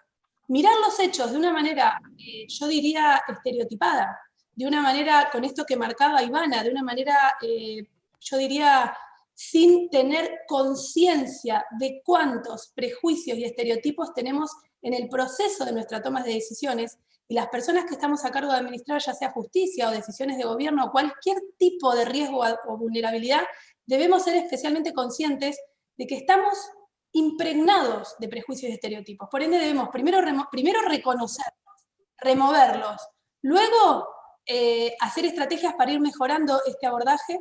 Por último, ser conscientes de que mirar la realidad con perspectiva de género es reconocer esas desigualdades estructurales, esa asimetría en las relaciones de poder. No miren a una mujer subjetiva e individualmente, como pasó en Lizarralde, que la dejaron sin justamente la protección máxima, que era una respuesta estatal, y la identificación de un femicidio por ser una mujer empoderada que ejerció sus derechos, y como bien decía Juan Pablo, los cambios de perfiles victimológicos, en modo alguno tienen que afectar esta forma de ver a la mujer como un sujeto especial de protección.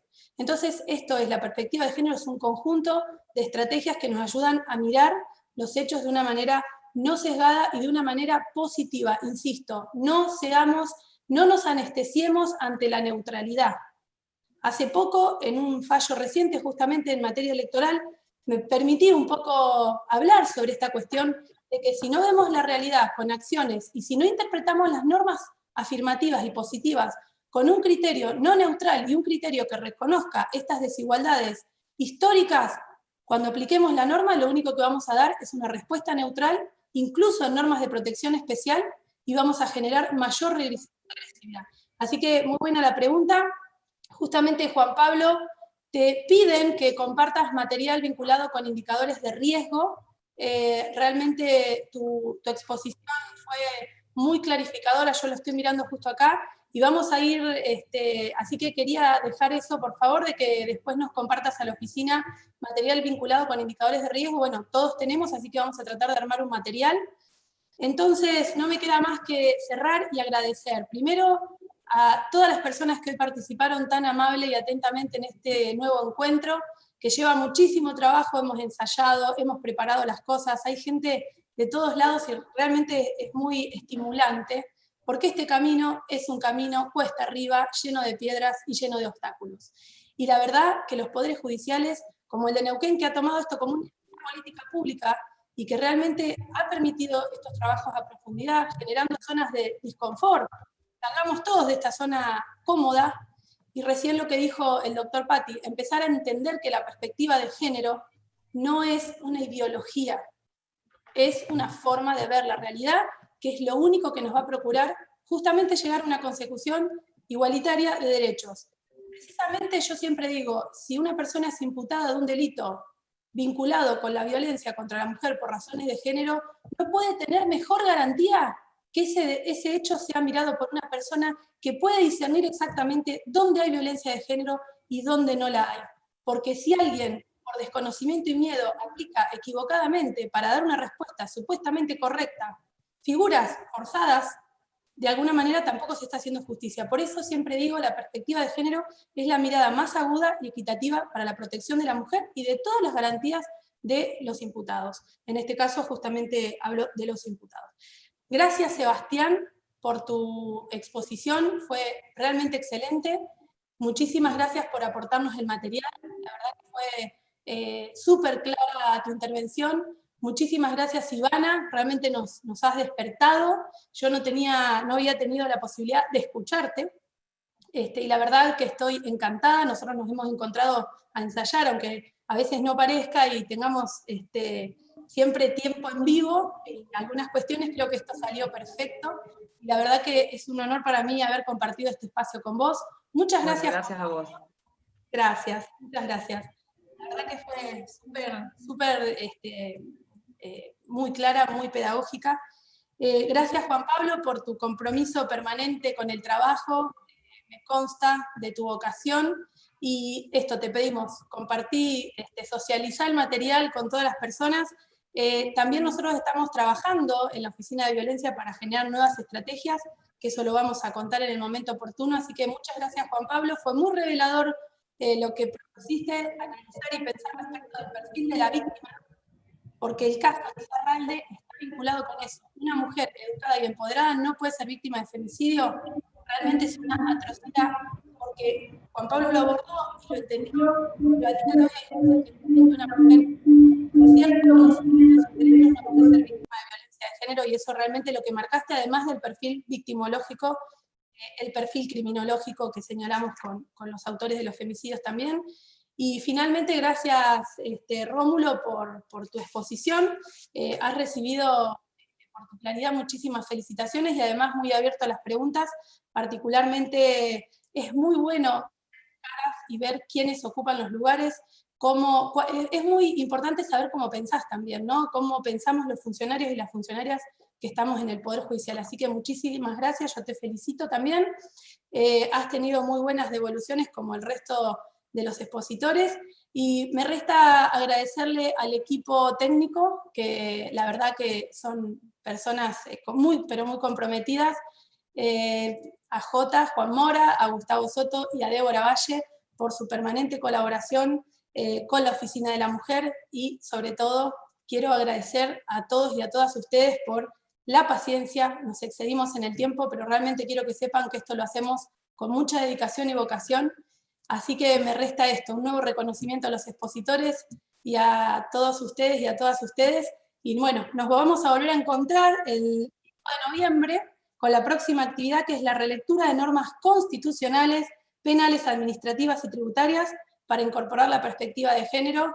Y no solo vamos a seguir repitiendo digamos, la perspectiva de género que es, sino que vamos a ir abordando cada vez estrategias más profundas para que terminemos de comprender este concepto, que es el único que nos va a lograr realmente tener una sociedad equitativa que respete los derechos de la mujer y que no sea un problema, como dijo una vez alguien: tengo una hija mujer y tengo mucho miedo. La verdad que algún día, cuando lleguemos como decían, ya sea el 50-50 o a una sociedad realmente equitativa, el miedo a vivir para las mujeres tiene que desaparecer.